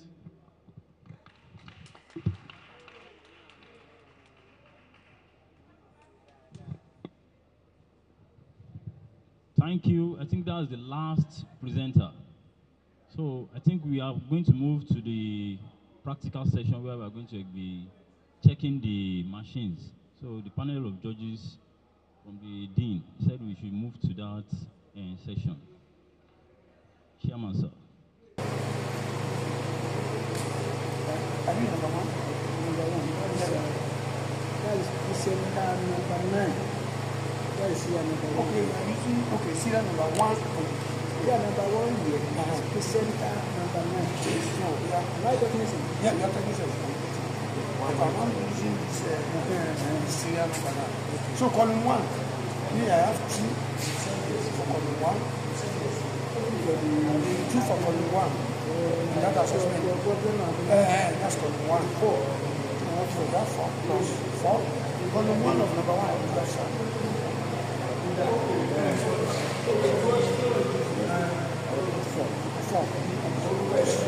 4. That's 10. 10 divided by 3. 10 divided by 3. That's 3.5. 3.5.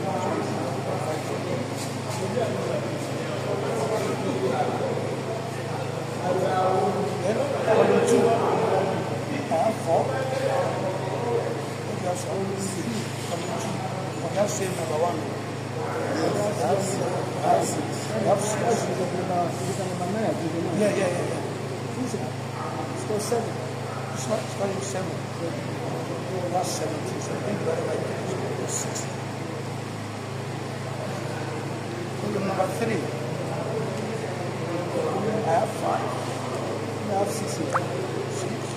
What do I say? 3, right? Yeah. Column 3. Column number 7. 7. That's 18. 6. Okay. Column number 4. We're talking of local content. I think we should not put 7 there. I've not been recording.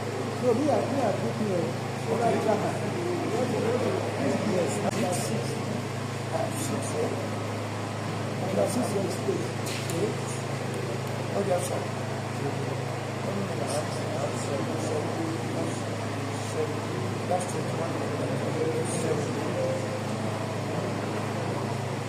Question, response to question. That's the column number 7. 7. Column number 7. 5. Plus 5. What do you have, sir? No, the maximum score there is 10. Give me 10.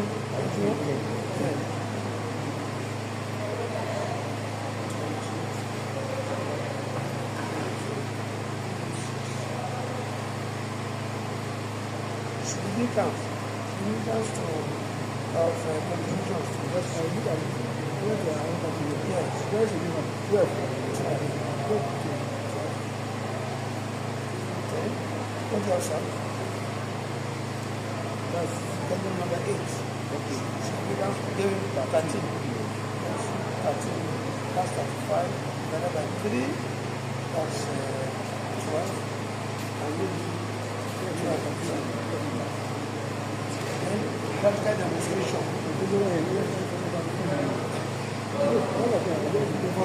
Practical presentation. Because we appreciated it more when we get it. Yes. So 14. Okay. Equals. One has to be more equal than the other. And that is why we have first, second, third, all of that. But to the best of our knowledge, all those who have participated here have done very well. They have done very well. Be that as it may, we have some criteria for assessment, for assessing individual. And by our record there, from a different assessment from the 3 members of the assessors, we have for the HND. For the HND, we have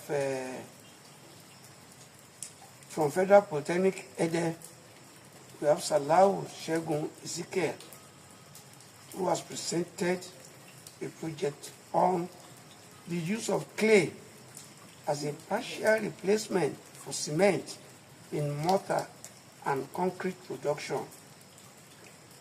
Total score is 83, and he came first. Hereby announced as the first. second position goes to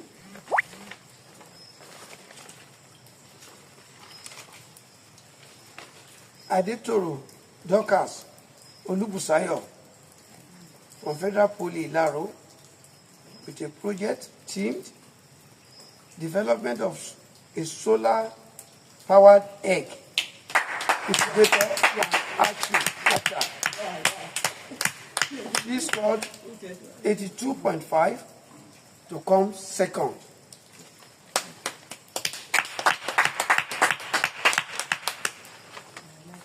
The third position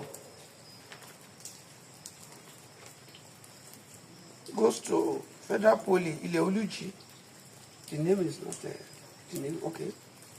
The project is titled Development of a Smart Home Power Alert and Alliance Control System using GSM technology. He scored 78%. Then about the fourth and the fifth goes as stated in the paper.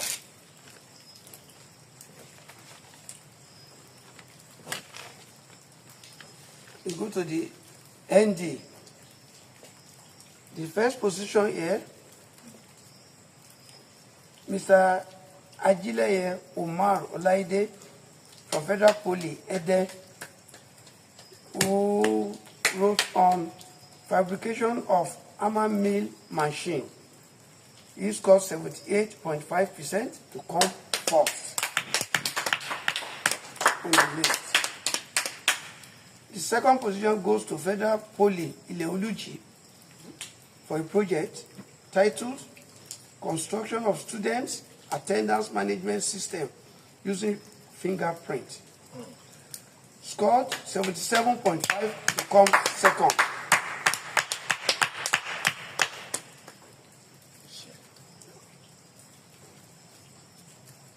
The third position goes to Federal Poly Ado, who did a project on fabrication of a hydraulic packer and wiper plugs used in oil well cementing, and it's called 76% to come top. The other marks runs as stated in the paper for others. We thank you for your participation, and I think, like I said at the commencement, this is based on our own limitation. So everybody that have participated have done very, very well. Thank you very much.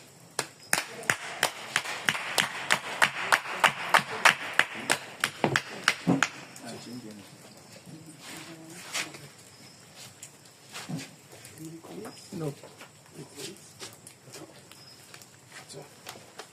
Construction. 3-1. Chairman and the host, zonal coordinator.